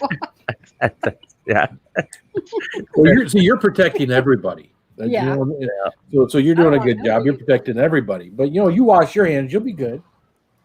Yeah. I don't want nobody in my family to catch that crap. That's that's the only thing. I made it all these months. All's cool. But I got to go see the doctor on Thursday, and I'm scared to death. Oh Lord, that's where you walk in there and all the. Well, it's That's- like. That's where you're my- going to catch it. It's like my dad. He went in for his flu jab. Fine, come out full of cold. Oh Jesus! That's funny. Drops Family Garden. All right, if you're going to drink something hard to get, I'll have to drink something hard. Stye ain't touching that shit tonight. I'll end up on somebody's stream out there somewhere pissing somebody off. I know it. I'll wait till Christmas. I'll be Day to have happier my than drink. snot, but tomorrow morning I won't be so happy when. Yeah. Style will be drunk on this stream, then wind up on someone else's stream after this, and been telling the world his life story. That's the problem, boy. I gotta be careful. There's this one time when I was a secret agent. Let me tell you all about it. One time, man, I fed my snakes. I got it. Yeah, last time I got a loose tongue, it backfired on me. Yeah, I was there. Yeah, come to think of it, Dojo was there. I do recall that. A lot of us were there. A lot of us finally had to give up and go, and we kept thinking, Stye, you need to quit. I'm tired. This half gallon though is getting pretty empty. I mean, All right. come on. What'd you Half- pull out? You drink half a Magnum bottle of Windsor, and some things are going to slip out. Last time I had a drink, I thought I controlled myself quite This is well. The Indeed. batch 2006. Oh, 14 years old, huh? It's hard to get. It's got to But- breathe. You gotta get some air in it. Oh, okay. There. That's the bourbon swirl. The bourbon swirl. Last time I had a drink was last Christmas, and you and Stye made me spend money on your stuff. Hey, Oh, God, that's good. hey, Yeah, I think Jojo wanted with 3 or 4 hoodies that night. That's it. I remember us saying, hey, Dojo, thanks, we love it, but that's kind of enough, man. Now I just woke up bought in this. the morning. I woke up the next morning and thought, why have I spent 200 quid on? Dropped 200. He was just Crazy a shopping that MOD, night. Stye OD, Phil OD, cups, stickers, this, that, and the other. That's- Now Jojo's got 2 hoodies from me. Yeah. I got 3.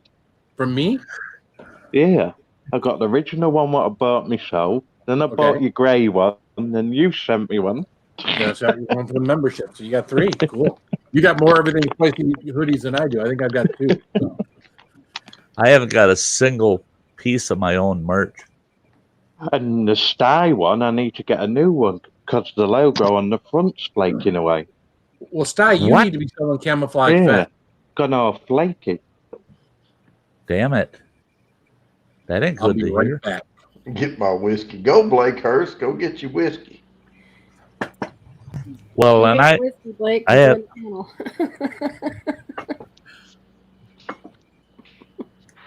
I am a Pull that Jim Beam bottle out from under that truck seat. Okay, mate, sir. Huh?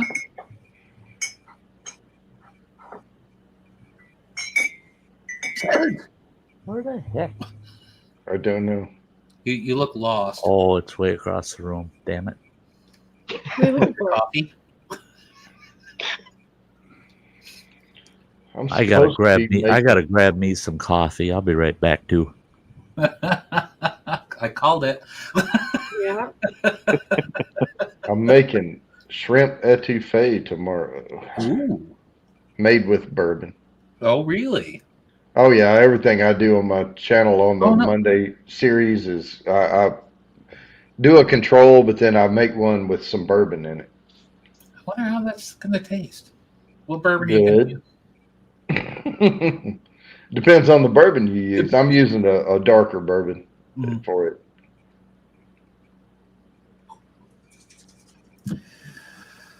I don't know.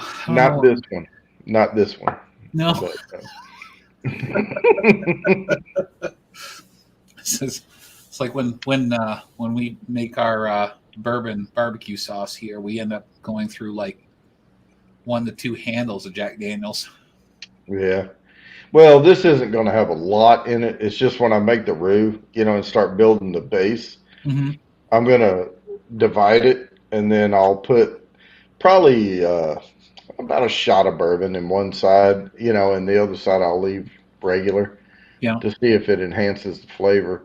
The only reason I'm doing shrimp is because crawfish isn't in season until the spring, and I actually had to get Argentinian shrimp because right now it's all I could get, and the white onions aren't out now. I had to use the yellow onion. So You can't get white onions now? Evidently not. I went to 3 different grocery stores and I couldn't find one, so I just used the yellow. Huh. But when I do crawfish etouffee, Yeah, that's dropping already, mate. Thank you. Oh, that's Dojo. Yeah. His work speaker. Yeah, I've never heard of onions not being available. That's I don't know. It's just they have the purple and the yellow, and they had the pearls, but I'm not using pearl onions in it. No, those are too sweet.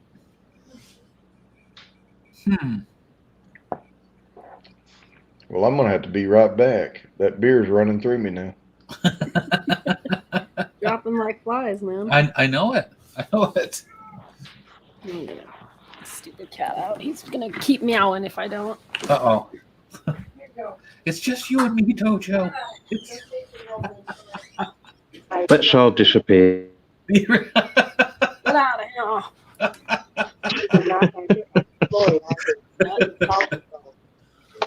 There he is. I'm here. Stye had to go get coffee. Bourbon had too much beer, so his water's running through him. His yingling. He's got to do something about his ding ding and his yingling. Your capital bag's full.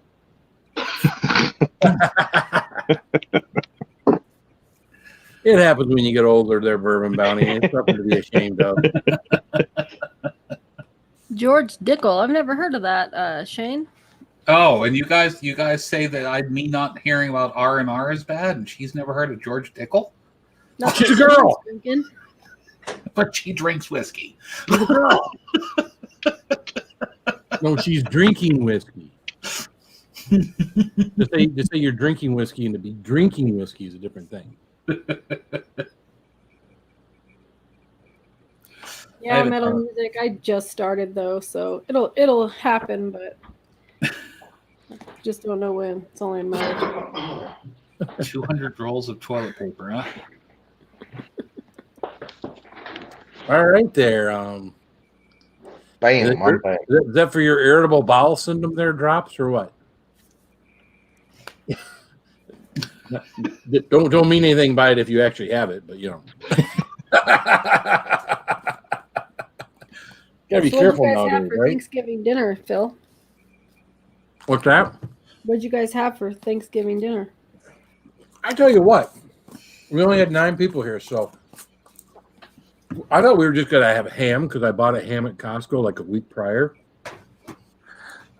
My wife got these 2 turkey breasts, no bone-in turkey breasts, that were in these little bags, and they were seasoned with spices and stuff, and their own juices. She bought 2 of these. You put them in the oven, 2 hours, pulled them out of there. I sliced it up, put the juices from the first bag on the platter, put them on there, dumped the juice. You know, that was the juiciest, best tasting turkey I think I've ever had on Thanksgiving. Nice. Even better than someone deep frying a turkey or anything else. Mm-hmm. Nice. Now, in them being small like this, I thought they were bigger. 9 of us, we went through all of it. Yeah, it was wiped it out. But of course, people were probably having a little more turkey than normal because it was a little bit better, and because we didn't have the ham. Because normally we have a turkey and a ham, but normally we have 25 to 35 people in our house too. Mm-hmm. Stye, Mom says take your pills. Yeah. Still a little early. I can take them early, but yeah. Yeah, but talking about those turkey breasts, though, in the military, and I know it's military food, but they would get these turkey rolls. They look like a giant, like sausage thing. Yeah. And it was just white and dark meat all mixed together in a roll. But that was some good stuff, man. It was government rations right there. Well, if you got the dark meat in with the white meat, it keeps the white meat juicy, right? Yeah, but they would put it in they put it in them big metal pans on the warming table, and all that juice is in there and everything, and you dish it out, and those turkey rolls made the best damn turkey sandwiches, man. Mm-hmm. Yeah. Yep. Turkey roll. We had 2 Thanksgivings. On Wednesday, we had crab legs and prime rib. Thursday, we had the turkey and ham, the traditional stuff. I want to go to your Thanksgiving. How after crab legs and prime rib can you have dry turkey the next? I mean, I'm not feeling well after the prime rib and crab. I'm not going to be there for the turkey. I just find it 2 weird. different nights, though, so come on. Yeah, I just find it weird. It's hard to bring myself down to turkey after prime rib and crab. You just don't stuff yourself, You save I just find it weird that the UK is the only country that doesn't celebrate Thanksgiving. Yeah, because we all left that damn country. The Patriots. They don't want to escape that damn place. They don't want to celebrate all the defectors, Yay, we got rid of. They should have a Thanksgiving. We're thankful all you motherfuckers are gone out of our country. We have we celebrate the harvest of the Thanksgiving, but we don't actually celebrate Thanksgiving. Still, that's the 4th of July. We're thankful you're all gone. Get out. It's crowded over here. Go away. Go to another. Go find some new land. It's crowded. I don't even know how to Get say your own that. land. Get off my land. That's right. Yeah. And then we come over here, and all the Native Americans got upset with us just because they were on our land when we got here. That's right. Well, if you go to Scotland, 90% of Scottish people are American. Yeah, there's something about that. There's something about that because Americans, for some reason, really like Scotland, and they relocate there. Oh, I was offered I've got a couple of friends that they're curling champions, and they were at an international curling championship in Scotland, and sons of bitches never came home. They're still over there in Scotland. That was back in 2001, I think. I mean, yeah. The two hot spots for expats from the United States if you want to get a job overseas is Scotland and Northern Ireland. Oh, really? A lot of the Americans, how they got in Scotland over here was through the war when World War I and II were on. They all come over and stopped here. Yeah, they missed the boat home, eh? What's up, Deadhead? Get by. Yeah. They got up one morning from drinking too much scotch and said, "Where'd everybody go?" Yeah. Where's all my buddies? Where'd everybody go? Well, you missed the boat. Guess what? You're Scottish now. That's it. Because there ain't gonna be no return trips. Look, Teresa's here. Hey, Teresa. It's Teresa. Hi. Swing, swing, temple. She's a. You gotta give it to some other girls, right? Right. That should be every lady's greeting when she walks in. Right? Yeah. Swing. Every lady's giving some guy a swing, right? Exactly. There's someone out there for everybody. This is Oh, getting what? good. Sam, have another cup of tea, would you? Have another cup of tea. I have another cup of tea. Right, keeping an eye when the fight starts. When the fight starts. Yeah, the Tyson fight. Isn't that already over? Yeah, it's over. Don't tell Oh, him. it's come up starting here. Just starting there. I wanted to see that. I didn't. When I first heard about it, I thought they were joking. Yeah. It was real. I won't tell you how it ended, but it didn't last long. Oh man. Now I gotta watch it. Tyson fights don't usually, but it depends, right? Wasn't he fighting a guy like half his age or something? I think so. Who was he fighting? Urban. Because I have no idea. Tyson's got to be 50 years old. Yeah. You know, the problem is Tyson. We just haven't been hearing a lot about him lately. He's been really busy watching Rocky movies. Right? Mike Tyson's 54. 54, so he's 2 years older than that. So for some reason, I was thinking I was in the Marine Corps in my late teens and early 20s and thinking that he was getting hot.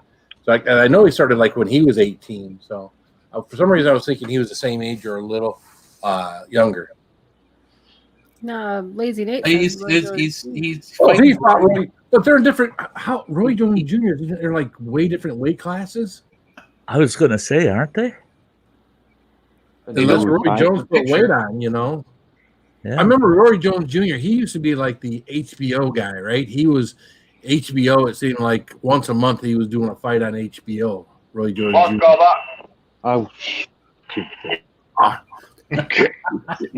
Yep, they're telling him, Dojo, turn the damn TV off.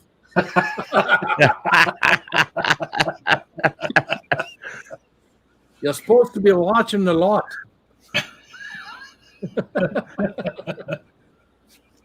And in the pictures they have up, CBS Sports has them side by side. They don't look much different in weight. Roy Jones has put some weight on. Yeah. But he probably bulked up him again. When I was watching him years ago, I mean, shoot, I was probably watching him 20 plus years ago. Roy Jones. He used to do that HBO thing. I think it was HBO or show, one of those pay channels, but it was like he was a regular fighting on there. I want to think it was Roy Jones. Oh, it's 54. There's Mike's 54 and Roy's 51. So all right, That's not that. Yeah. but it's been 15 years since Mike's been in the ring. Wow. Yeah. Wow. Well, it's, you know what? If you're not taking a punch on a regular basis, that's where guys get in trouble. Yeah.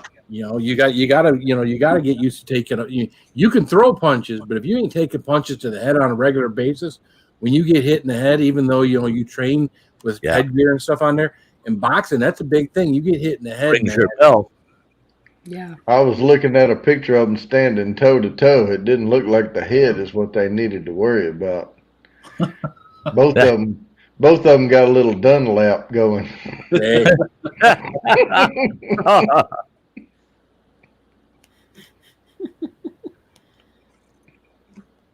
Yeah. Someone said it was a shit show. What was that? It's been quite. These old boys What's up, that MJ? are in that kind of field and the like. It's amazing. No matter how old they get, they want to go toe to toe with somebody all the time. this is probably outdating a lot of you, but Vern Gagne, the old All-Star Wrestling days, Vern Gagne, he was he was 76 years old, and I felt bad for him. He ended up with dementia. He was in a nursing home. Some guy walked in and he looked like Crusher, and old Vern Gagne got out of his wheelchair, put him in a full Nelson, and killed the guy. Damn. Got him in that full Nelson, swung him around, body slammed him right there in the day room. Oh, wow. And after they pulled him off, he's cheering that, yeah, I won that bout. And they're trying to calm him down, and they said, you just killed this old guy that just walks through the room. And he goes, well, I've never killed anybody in the ring.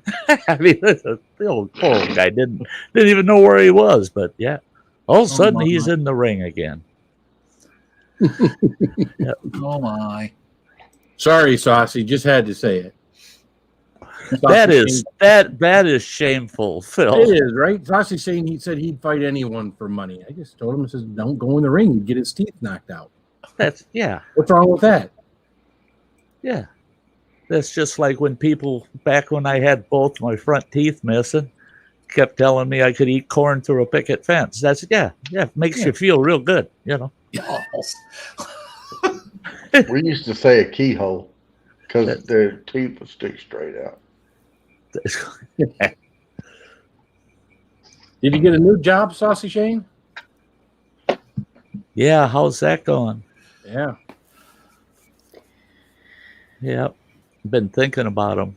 That I tell you what, I damn near willing to go back in the housing industry if Shane was close by and I put him to work.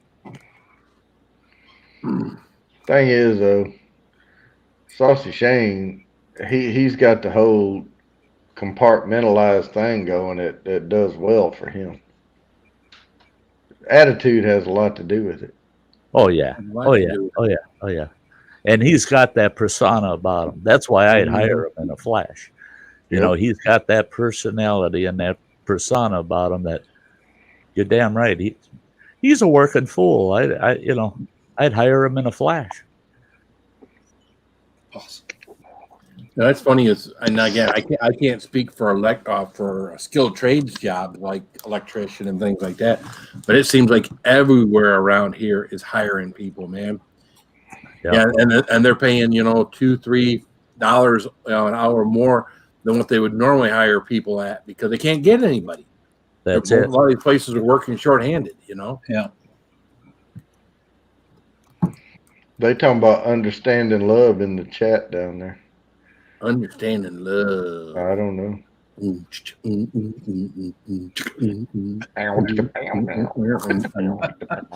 chicken, brown cow. Well, like the kind of love we have for Joe. Joe! You're not like them, Joe. I love you, Joe. Come I love you, Joe. You're just not like them. Joe's different, aren't you, Joe? He's different. I'm a little different. Well, there's different and there's different. Yeah. Yeah. What's up, Roy? Good one, Bonnie.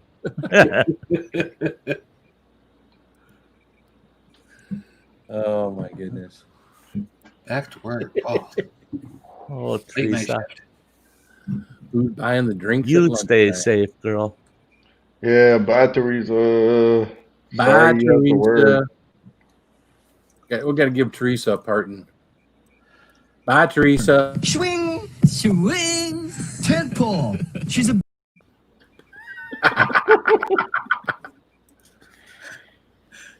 You can share that with your workers. What's up, Newfoundlanders? Yeah, you keep saying that, but you never know, Saucy. You never know. Yeah. You might get that smart general contractor that says, no, I want guys that I can just drop on the job and not think about.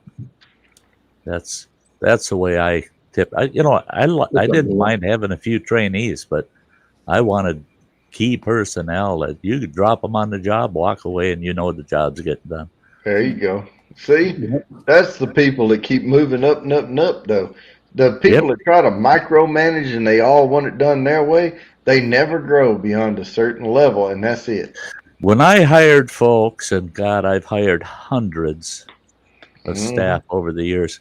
When I hired somebody, the first thing I told them, I said, the one rule you got to remember is I hired you to do the job you were hired for, and then hopefully a little more.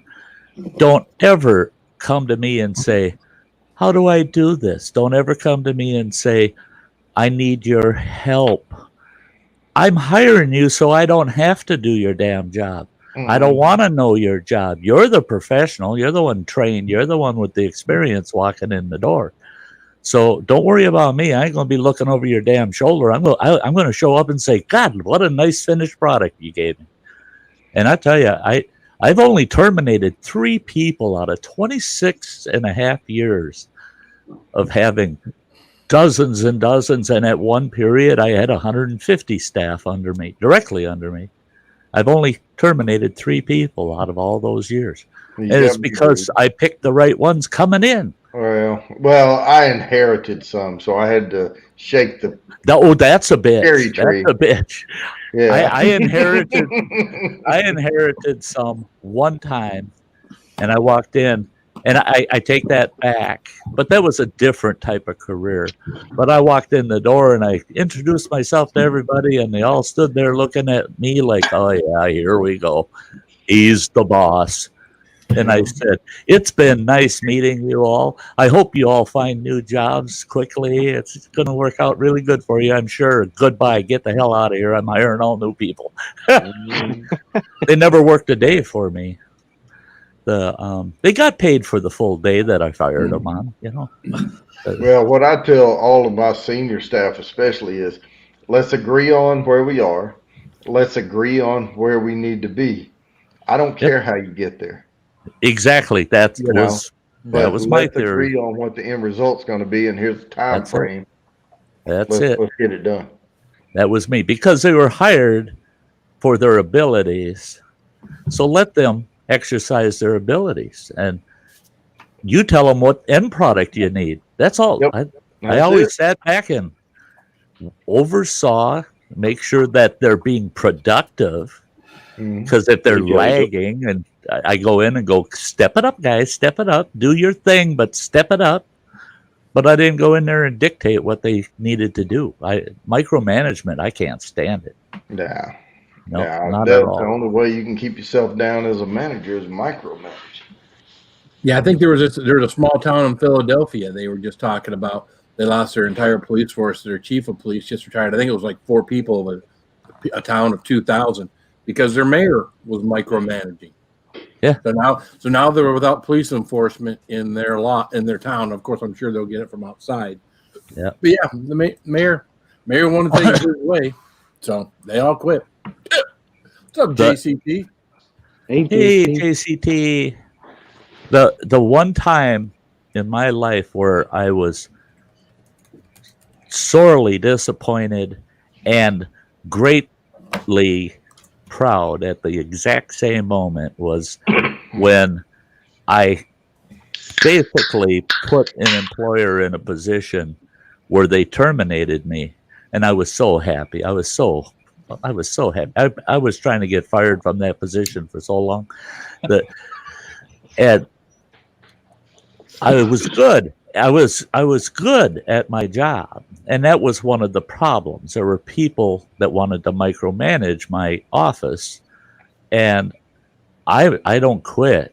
You're going to have to fire my ass. I told them flat out, you're going to have to fire me. Well, they finally got enough people on their controlling board that controlled my position to vote me out. Well, I walked out of there going, well, I feel really good. I feel really good that they finally got brave enough to fire me. So I go to my office, and I got 21 staff out just outside my office. And I walked in and announced to him, I want to say goodbye, everybody. I'm out of here. I got 2 hours, unload my desk, everything, and I'm out of here. And there, I said my goodbyes, went to my office, packed my stuff up, was heading out the door. And all of a sudden I see a bunch of my staff. They're out in the parking lot. They got boxes and shit. And I go, what are you doing? We all agreed, the whole office, we're walking out. We ain't going to work here. We ain't going to work for them. Not the way they micromanage you now that you're gone. It's our turn. They're going to micromanage us. So we're leaving. We're all, 21 of them going to walk out on the job. Damn. That was the disappointing part, that they thought it was appropriate for them to walk out on their jobs. I told them, all of you, get your butts back in that office. Go back to work. The place is going to fall apart without you. I said, no. Every one of you are trained. You're proven. You've got 9 years of proven work. You just go in there. Nothing's going to change except that I ain't going to be here. That's all. The best time to look for a job is when you still have one. Now get your ass back in there and still have one. Exactly. If you want to find a different job, start searching while you're still doing this one. Because nobody's going to want to hire you because you tell them, well, I walked out on my last employer. Yeah. You know, no. You go to them and say, I work hard where I'm at, but you have more to offer. I'm here offering my services to you because I believe you're a better company. Mm-hmm. And boom, on you go. You move up. That's, I make had your my own senior job. staff. They were having to meet. I was off all week this week. Oh, shit. And they were meeting with a bunch of senior execs around, and we have all these little different subsidiaries, And they said, well, you have any advice? And I said, yeah, don't do anything I wouldn't do. And they said, well, hell, that's a loose set of rules. Sky's the limit, guys. Yeah. Yep.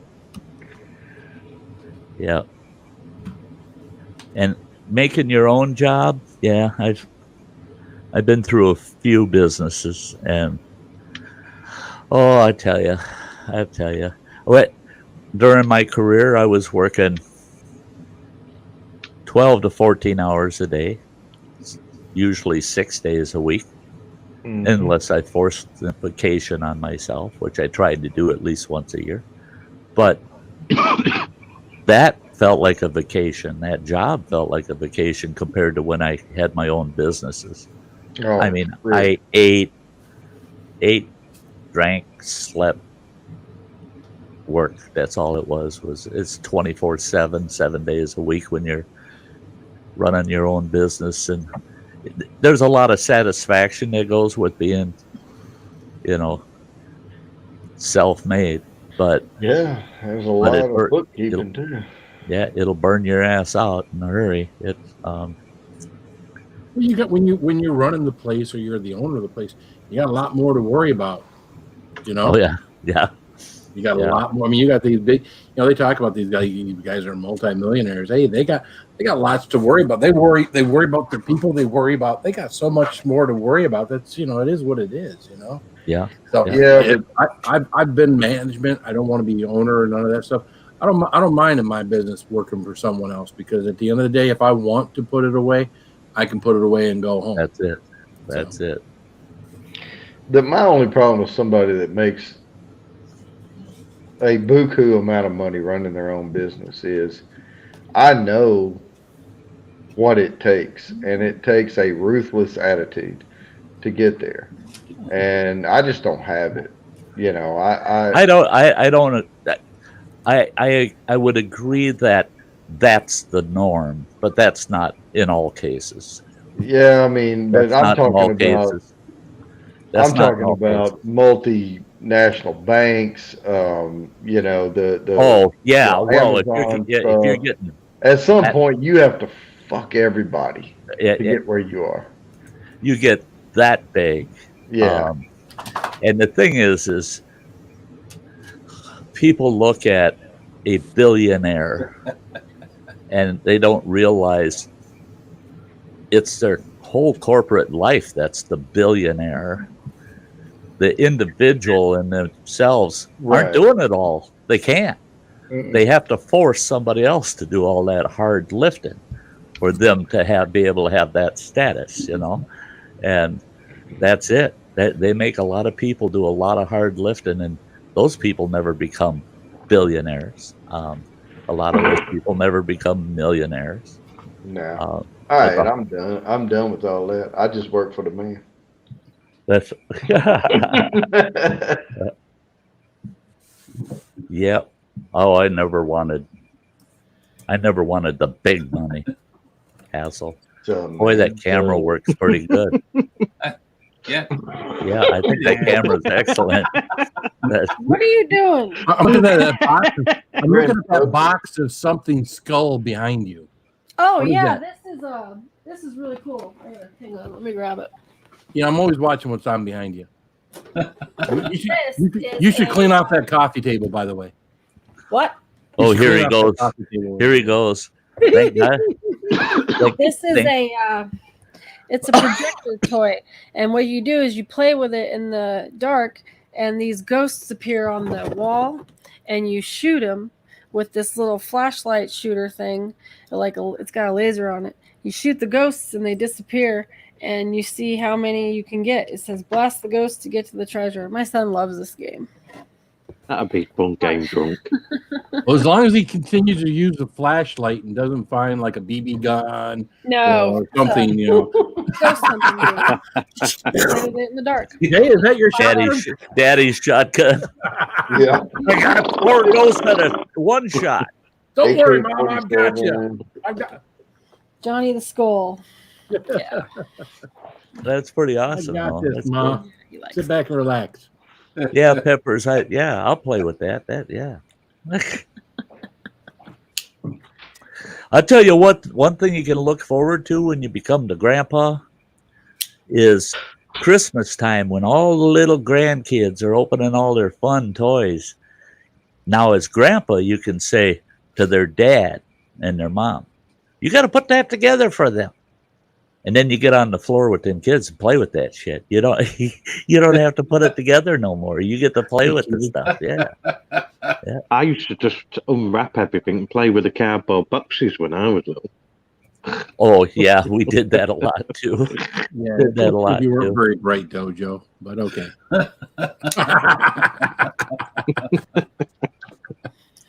I think we all played with the boxes at one time, right? Yeah. I can remember, I can remember as a kid, Mom or Dad get a new washer, dryer, refrigerator, a big box that something came in, and then sealing it back up and cutting a window and a door. Yep. Oh yeah. Forts galore, Yep. God, we used to love it when Mom would get a new washing machine or a refrigerator or something. Oh, that big ass box. We lived in it for the whole summer, It's not that. The box could be anything you want it to be. Yeah, one day it's a car, one day it's a spaceship, and then it's... Now, this is no crap, guys. Running Water was critically ill, and we had to transport him. That's a big, long story, but we took him to the Mayo branch of the pediatrics hospital in St. Paul, Minnesota. And I went down there, my ex-wife and I, every single day that boy was in that hospital, and we'd spend 12, 14 hours there with him. But went down there one day, and we rode the city bus to get there, and had to ride that thing for almost an hour. And all the freaks in the world on the Minneapolis city bus, I'm telling you. I get there one day, and the wife hadn't come with. It's just me, and I'm walking down the sidewalk to get to the entrance to go to the peds hospital, and here's a big row of refrigerator boxes on the street, and they're over the street grates in the sidewalk because there's heat coming up through those grates. And I couldn't freaking believe it. There was like 8 boxes lined up. 3 of them had for rent signs on them. I stood there on the street. I'm sorry, it's going to sound terrible. I stood there on the street laughing my ass off Well, this homeless guy is negotiating with this other homeless guy on how much he's going to pay to use a box. I was just laughing my ass off. I thought, now listen to those two. There's no reason for them to be homeless, man. Both of them guys are great negotiators. They could get jobs, man. I mean, yeah, and they're fighting over the value of that box. And the guy that they were his boxes, you know. And he's telling this guy, but that's the best box I got. It's in the center of the grate. That box has got more heat than any of the others. He says, you're going to pay a premium price to use that box. I thought, oh my Two God. ham sandwiches and a nickel. There might be a few cigarettes, maybe a little bottle of some rock gut or something. Well, that's it. Some wild turkey and a pack of Marlboros, and you got that box for a month. You know. Yeah. Yeah, your box rent is going up. Well, when the box rent goes up, you got to start complaining about problems with the box. Well, this side is a little weak now, and the bottom of my box is getting a little soggy, and I need a bigger hole to pee out of my box at night. And the guy did. He must have taken some of his rent collections, gone out, and he bought little like 6x6 foot tarps and put a tarp over each box so that they could weather the rain once in a while, and hold up longer, But I asked the security guy, because there's a security guy there at the hospital to keep the street urchins from coming into that pediatrics unit.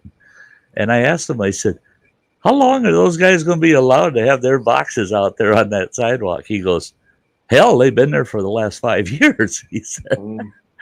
He says, we don't chase them off, because he said, the guy that rents out the boxes keeps the place nice and clean, and he doesn't want to piss off any local officials, He wants it to look nice, He don't care what you look like if you're using the box, but the box has to look good, But, oh, hey, I seen the darndest thing today, guys.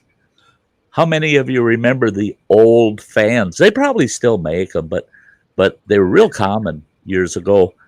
The old fans, oscillating type fans, with the wire cage around them, and they had the steel blades.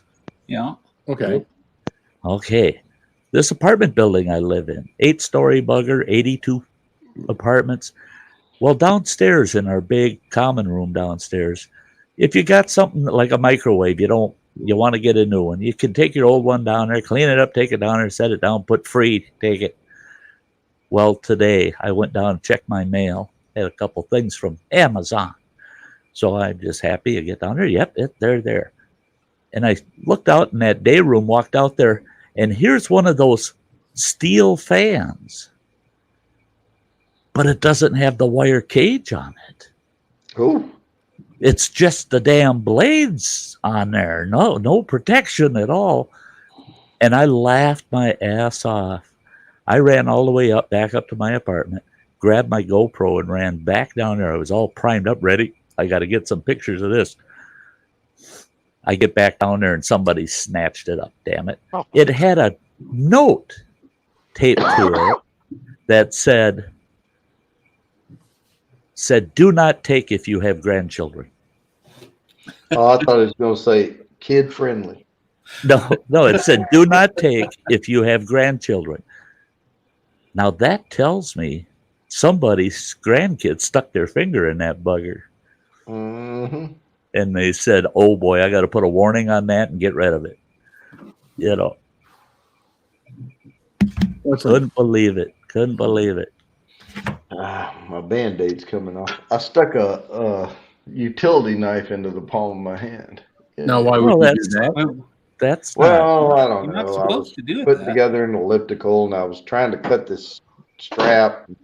It was loose, so I tried to, tighten the strap, and the knife went right into my hand.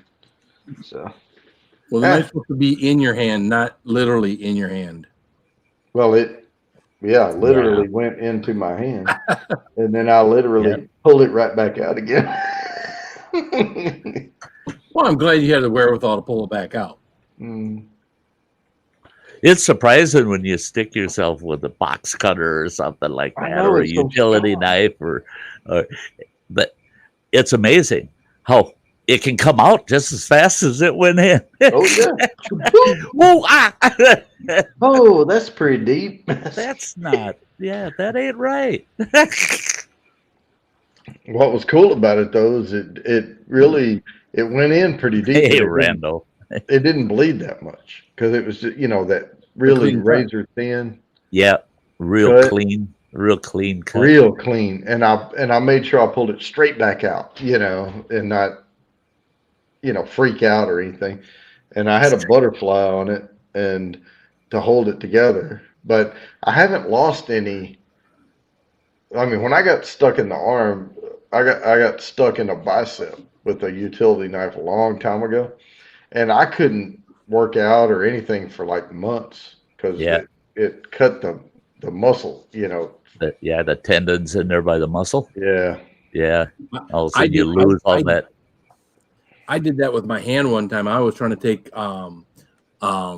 lawnmower blade off my lawnmower, and I had the big nut underneath there, and I had my big, ratchet wrench on there, and I'm trying to break that thing free. And when it breaks free, the back of my hand hits a burr on that and punctures the back of my hand. Yep. I still, on the inside of these fingers here, I have very limited feeling. It still kind of tingles when I do this because there's a nerve somewhere in the back there. There's still a little knot that comes up every now and then. But it's funny. It's didn't bleed, didn't anything else. Didn't have to go to the hospital. None of that stuff. Right. I'm sure with your hand, you just put some. You used to put a butterfly. You didn't go to the hospital. You don't go get stitches, even though probably would have needed stitches. Oh man, this one here, good Lord, that scar running, that scar right there, right there, I see and that. then you can see that one coming down. That was I was working at a furniture store, and they had the swivel seats, and when they pack those metal swivels, you have to turn them where the corners are off from each other. So you can put the screws in, to the base and to the seat. And I was trying to break one loose, and when it did, it sliced me all the way down. Yeah, I put a butterfly on it, and I was all right. But I still can't feel anything on this side of my thumb. Scrapping Together's got a message for you here, Bounty. What's that? Cut away from you. Yeah, I already knew that, and I'm old enough to know that, and I don't know why I did that. Cut towards your buddy, not towards your body. Yeah. Right. Is that an army thing? Army training, sir. I don't know. I was cutting like this way, on the straps, but that one strap was loose, and when you try to cut it, it just falls under. So I tried to bend it, and make tension, and it just happened so quick that, yeah, whatever. You talk about numb fingers and arms and stuff. That I cut this pointing finger off right at the second knuckle, Mm. and it was just hanging by some meat underneath here, just hanging there, and it really didn't hurt too bad. It looked terrible, but when I got to the hospital and they stitched it all, it took about 3 hours for them to stitch it all back together, get all the tendons and everything stitched back in place, and rebuild the finger. And it works pretty good now. But that bugger, from the knuckle down, I got no feeling in that point. Right. And I'll be out. I love wearing fingerless gloves when I'm outdoors. And I got to watch it in the winter every once in a while. I'll go to have a smoke, and I look and I see this one purple finger, and I'm going, oh shit, I better stick that in the pocket. I don't realize how cold it got, and that damn finger will just turn purple because it just doesn't have, if I'm not moving it a lot, it doesn't get the circulation it should. So yeah, that sucker will freeze up on me. A couple times I thought, oh, I might lose it, but at least I don't feel it, Artist fun with Keeley down there said something about bleeding out. And Well, yeah, now we're this kind of one, what when I Stye did with sliced his that finger. one, that was His finger's blood squirting. everywhere. His Stye's finger. I mean, Stye's like my grandpa has told the same story 10 times, but yeah, with his finger. To 10 different people, you just happen to be in the room. With his finger, I'm sure he had the blood squirting with his heart pumping too, just like Keely was there. When you do that like that, yeah, oh yeah. Oh, I'll tell you, and it's real quick.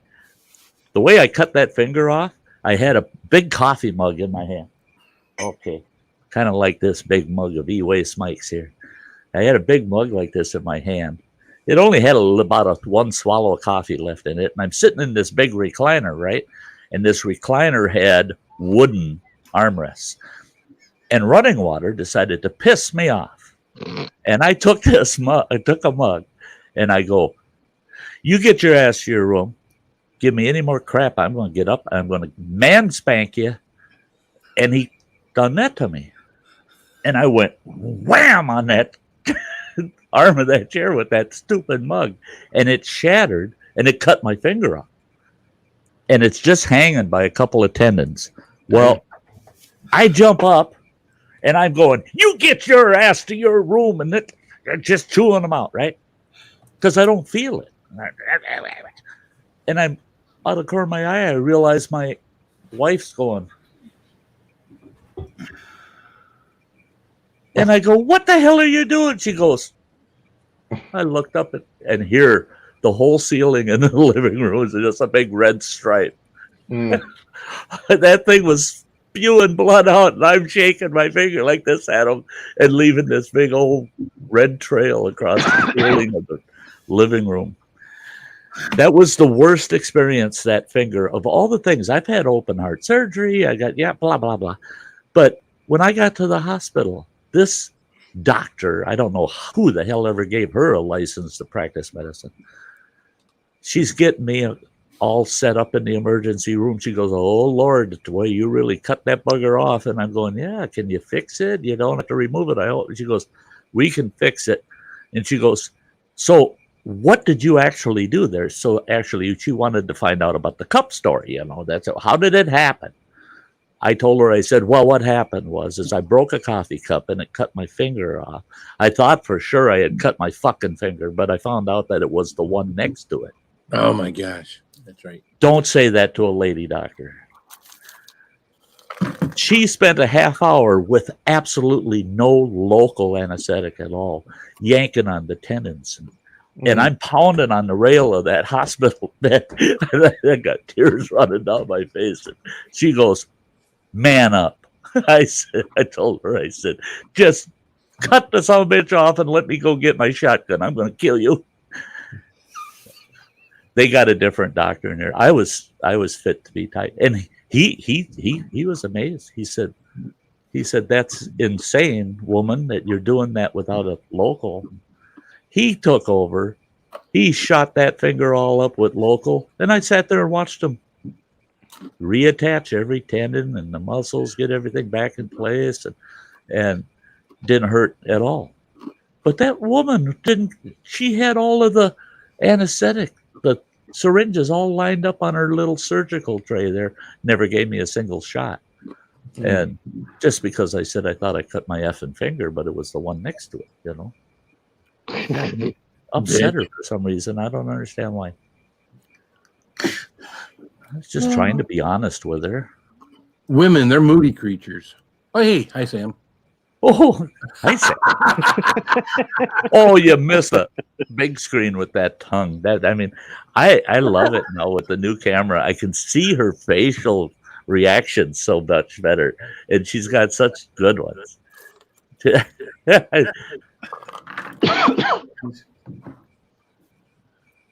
Hey, Colin. Hey, Colin. Hey, Colin. She's muted. She doesn't even know we're looking at her. Yeah, I didn't. My son had me check the school calendar. He wanted to know when he was going back. So that's all good. Put $1 in the swear jar. Oh Lord, that thing would have $50,000 in it. Oh, no kidding. The more I drink, the more I'd have to put in the swear jar. That sounds about right. It's funny you guys talk about losing fingers. When I was in the hot tub business, we had a couple of guys that put installed fireplaces for us. And when you install fireplaces, they got these great big pieces of sheet metal. They call flashings that go up on the roof, right? Yep.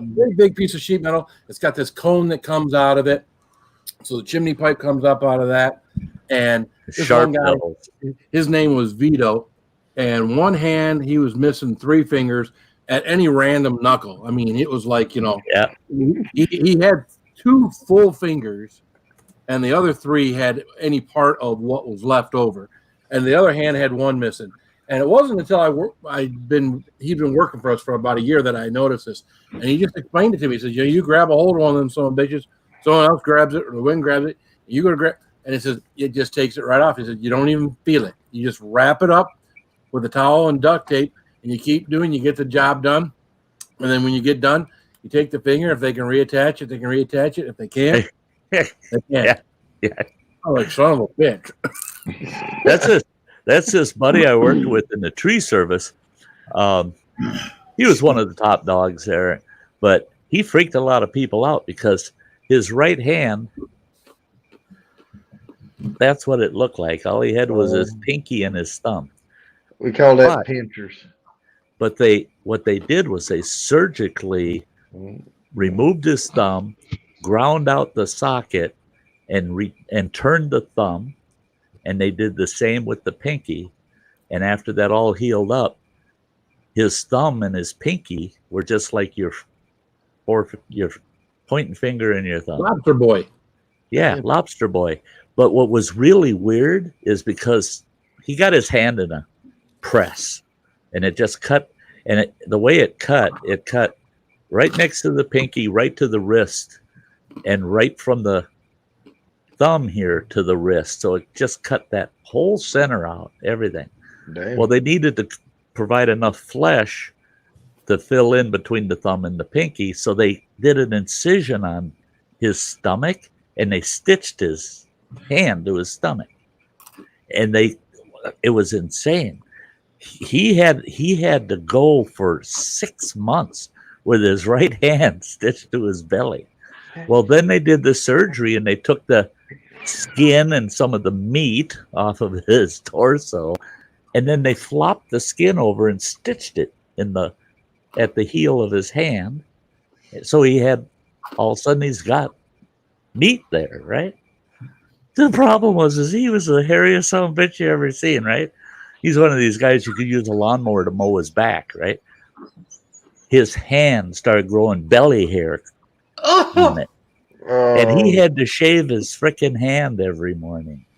Damn. He in there with his electric razor, shaving his hand every morning. And once in a while he'd get lazy and he'd let that hair grow out. And we'd go to the VFW and have a few beers, and the gal, that waitress there, every time she'd come up, he'd put his hand out and she'd just pet those hairs on his hand. She goes, that is the freakiest thing in the world. Never seen anybody with so much hair on their hand.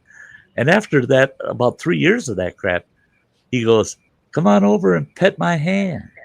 And she goes, she comes over and she's petting on it. And he goes, God, it's so cool that you do that every time I come in here.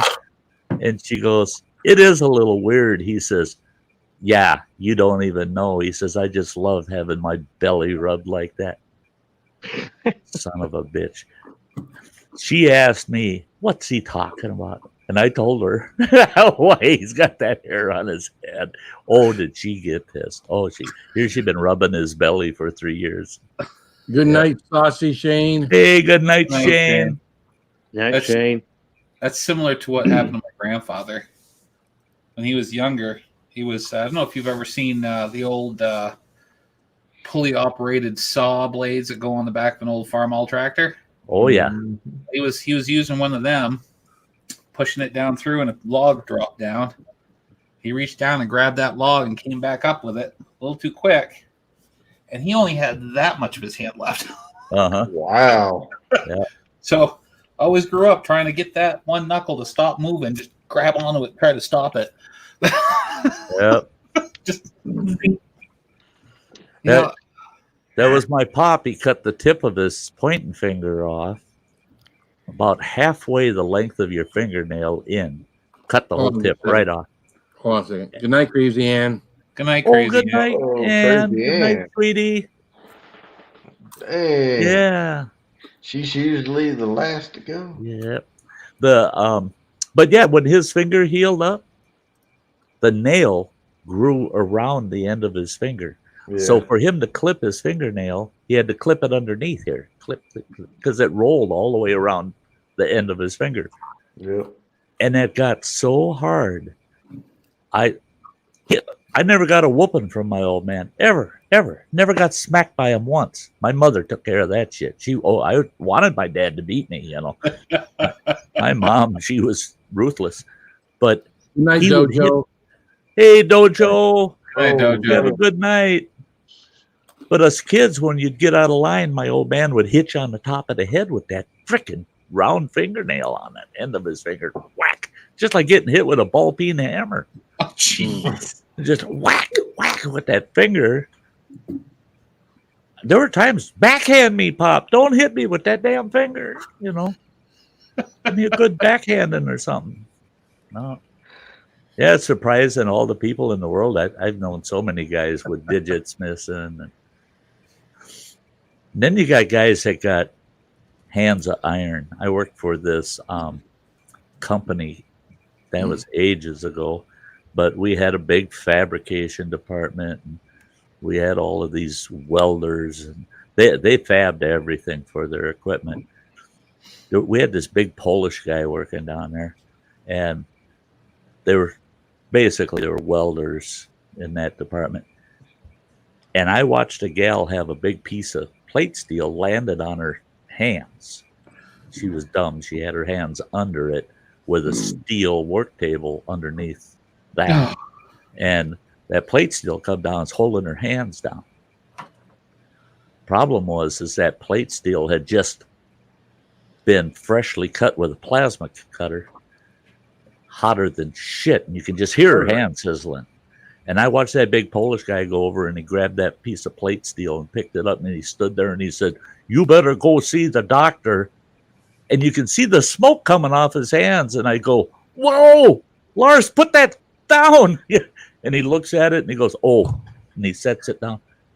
That sucker never felt it. Never felt it. Looking at his hands, they looked like boot leather. I mean, they were so hard. He says, "Oh, I burned my hands so much over the years." He says, "I don't feel the heat anymore." I said, "Jesus, I want his palms for my boots." I mean, God almighty.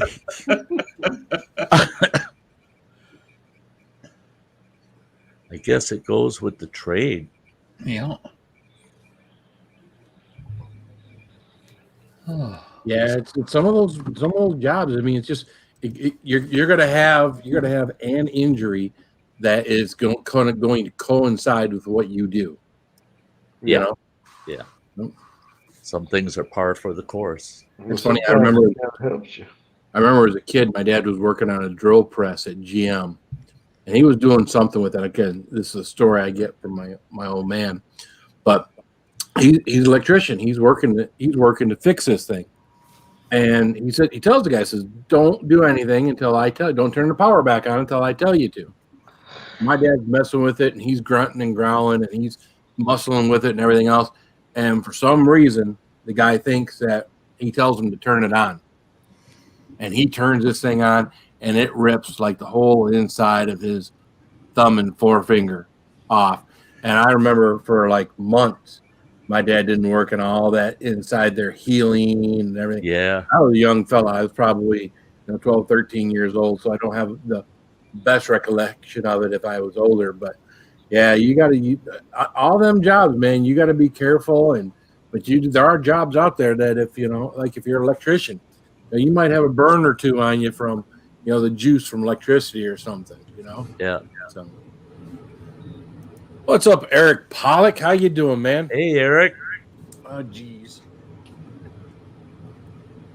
Kind of a late start, aren't you there, Eric? Yeah. Yeah. Hey, everyone. How you doing, Eric? No, I mean, even we talk about that. Even chefs, they grab hot pans from time to time, and they get scar tissue, and they can grab hot pans without, Yeah. you know. Oh God, when I had my pizza joint, the few pizza cooks that I had, with all the ovens I had, you knew the guys that worked for me. They all had oven burns across their forearms, and I'd yell at them, "I told you, don't reach in that son of a bitch. That's what the paddles are for. You're not supposed to stick your arm in there. Don't do it." Yeah, you can help people as much as you want to, no matter what the profession is. And there's going to be people that are going to take little risk, and they're going to get little burns or little cuts or little whatever. Doesn't matter what it is. Yeah, the old signature of your trade. That's right.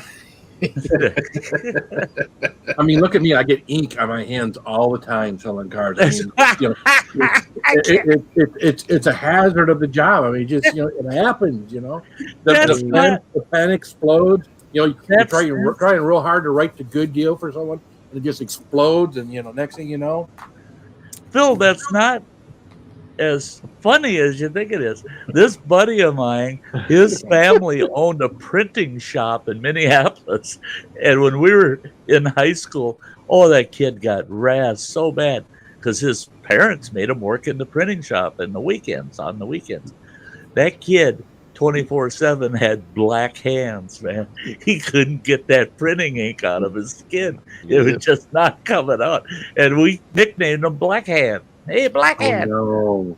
See, before long, he'll be able to go in and be doing a deal and be like, "Oh, does anyone have a pen?" No, it's okay.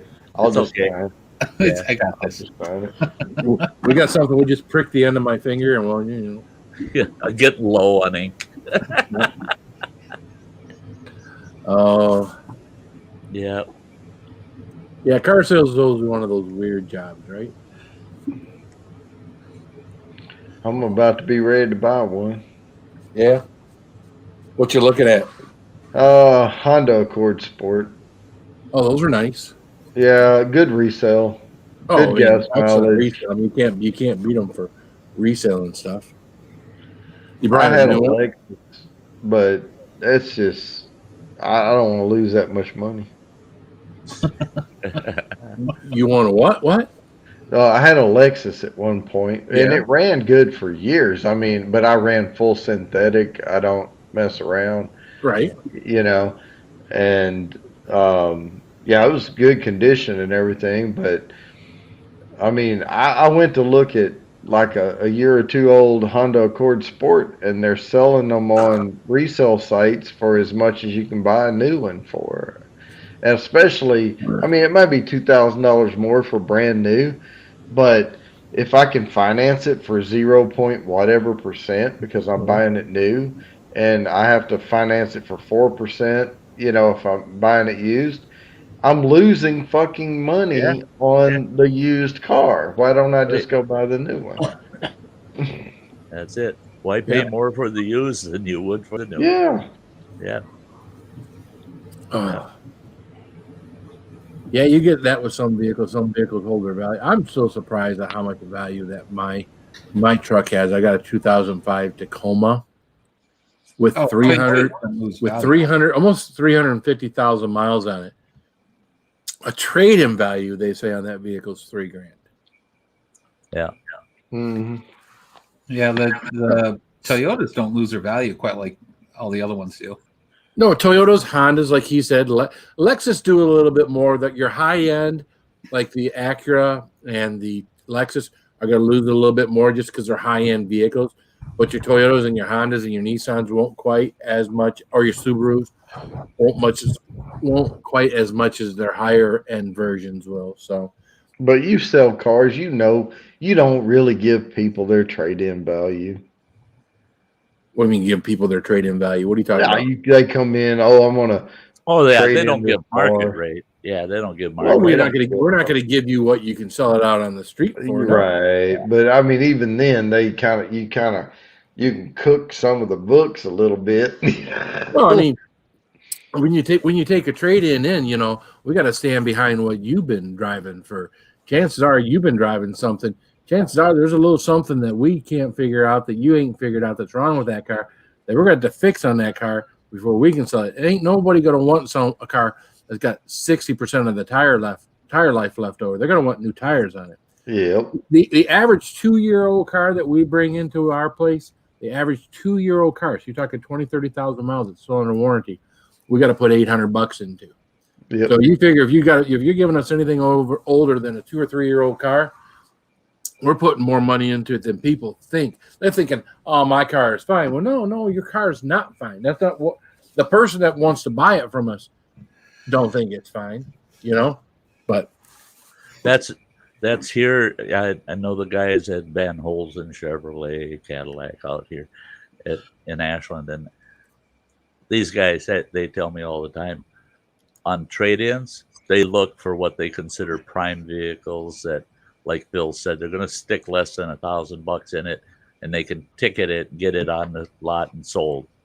Otherwise, everything else is off on its way the hell out of there to auction. They don't want to even deal with them. They send them off to mass auction because there's no money to gain by the time they do all of the bells and whistles, because they got to make sure everything meets road safety standard before they sell it. So why even mess with it? It's just get it out of here, send it off to auction. Yeah, we started doing a wholesale to the public thing where we've got cars that we wholesale to guys that have bid lots, you know, guys that have you know, Jim Bob's used cars type lots. Right. And then we have vehicles that we take in that are a little bit better than what those vehicles are. And we're like, you know what? If the customer wants to come in, buy this car completely as is. There's a lot of cars you sell as is that are more expensive. This car is really as is. Here is the car. We're willing to sell it to you, this $5,000 car, but it's going to be $5,000. It's going to be as is. And it's a true as is. It's not, you know, because again, you sell someone a $7,000 or $8,000 car, they're expecting you to stand behind something. But when we have these wholesale to the public ones, it's kind of like, you know, this is pretty much, you know, we're telling you this is as is, you know. So you give people an opportunity to buy those cars with a strict understanding that it's as is. So yeah, I see JCT said love my Lexus. Yeah, and I love my Lexus, but the problem is if you buy a brand new Lexus at $40-something thousand, and you can get a 2-year-old model for $28,000. Right. There's your decrease in price, right? Yeah. That's your loss.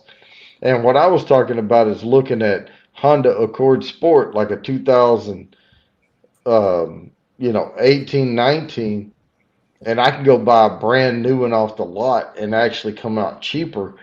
You know, you can't do that with a Lexus. You can't do that with an Audi or a Jag. You know, if it's 1 or 2 years old, it's coming down a tremendous amount of money. Yeah. It's the old out the door crash that on certain vehicles just kills you. And that's why I won't buy a new vehicle. I'm afraid that I won't live long enough to be able to say that I got enough use out of it to pay for it. I'll trade mine every 2 or 3 years.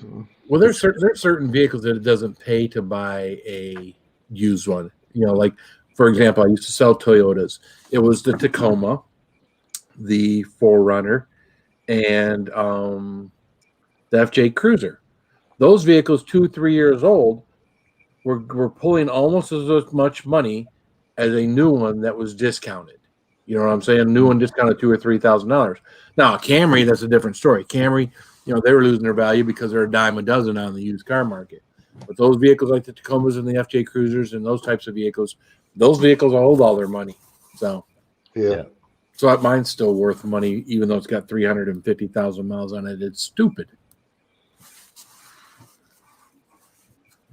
Yeah, it's amazing. The folks are out there that'll pay it. Yep. My last car was a burner car. I just bought it like a big lighter. It was. I did. I mean, I bought an electric car. I have a Nissan Leaf, You got 100% a electric. Leaf? Yeah, Cool. and I paid barely 11,000 for it, and I've had it 4 years, and I don't care if I get anything out of it. I mean, because Yeah. I just drove it around town, and we used my wife's Honda It's a Pilot camera. to go. You know, I'll use her car if I need to drive farther than my Leaf will go.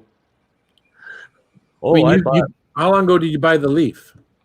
Shit, 4 years ago. Yeah, I mean, all those electric and hybrid type cars were losing their butt because the gas prices were so cheap. We were selling Chevy Volts, it's gas and electric.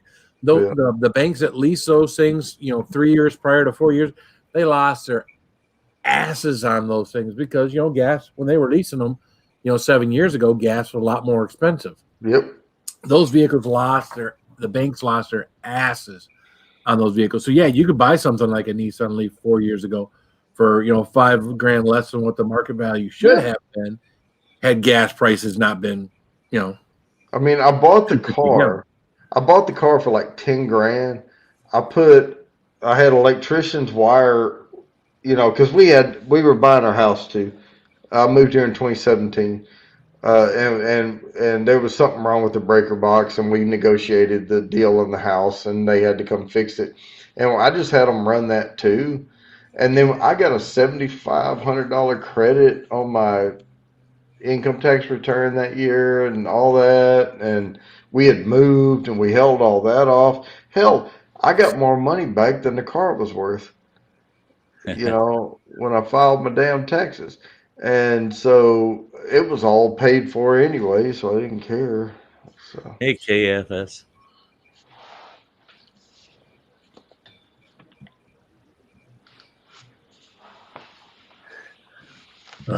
We'll see that, and then Jason Reaper put stuff like that on. You get outside of Michigan, you get outside of normal places, there are still screwed up used car lot places that treat people like shit. Don't ever take one of those damn vehicles off. Don't ever buy anything that's got all those problems. I mean, you I hate to say it, but anybody that drives off the lot with a vehicle that has all them problems that he's talking about in this message here, you can't do that. You gotta, if they want to sell the car, they gotta fix all that and have it done before you pick it up, because to expect a used car lot to do anything for you after you've taken it off the lot, you might as well just piss into the wind. We had a lot in Ironwood, Michigan that practiced like that, and they picked the wrong town. Boy, it spread for 50 miles around, the reputation of that sales lot. And another fella came in and opened his lot, and he kept all his promises. Boy, you actually got what you were paying for. You drove out of there knowing if there was some little quirk or something that they just weren't going to invest the time, money into, but it didn't affect the safety of the vehicle. They'd tell you flat out. They'd say, "Oh yeah, that the heated seats don't work." Boom! Don't go home thinking that you're going to have a warm ass, And they put the other lot right out of business simply by being upfront with people and telling them, "Hey, you're buying a used vehicle," and like Phil had said earlier, they'd tell you flat out, "You're buying a used vehicle from somebody we really don't know, and you don't know. We don't know how they treated this vehicle all those years. We just know what it appears to be today." And man, I bought two vehicles from them just because they were honest up front with it. I bought an '88 Jeep Pioneer from them, and I got the damn thing for $1,200. And now this was 15 years ago. No, 12 years ago. 12 years ago. And $1,200.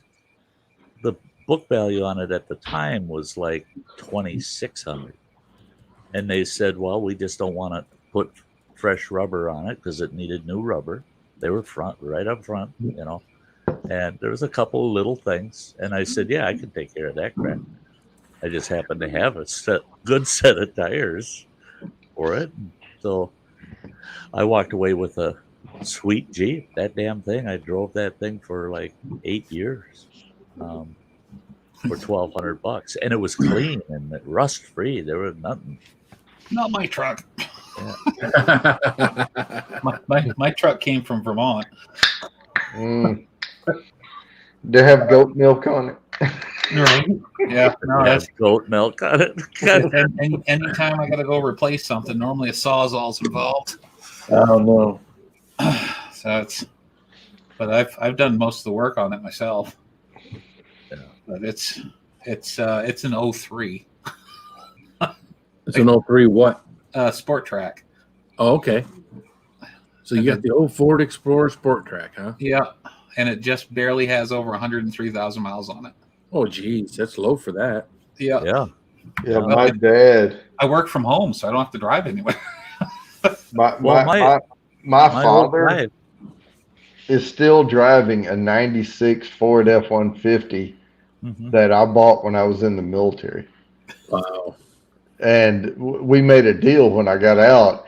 He bought the truck off me, and so I could afford like a down payment on something else. And he's still driving it today. I was like, man, that was a bad deal I made. Well, you'd be putting more miles on it and be harder. Yeah. So, well, listen, guys, it's been 2 hours and 45 minutes to this short stream we were going to do tonight.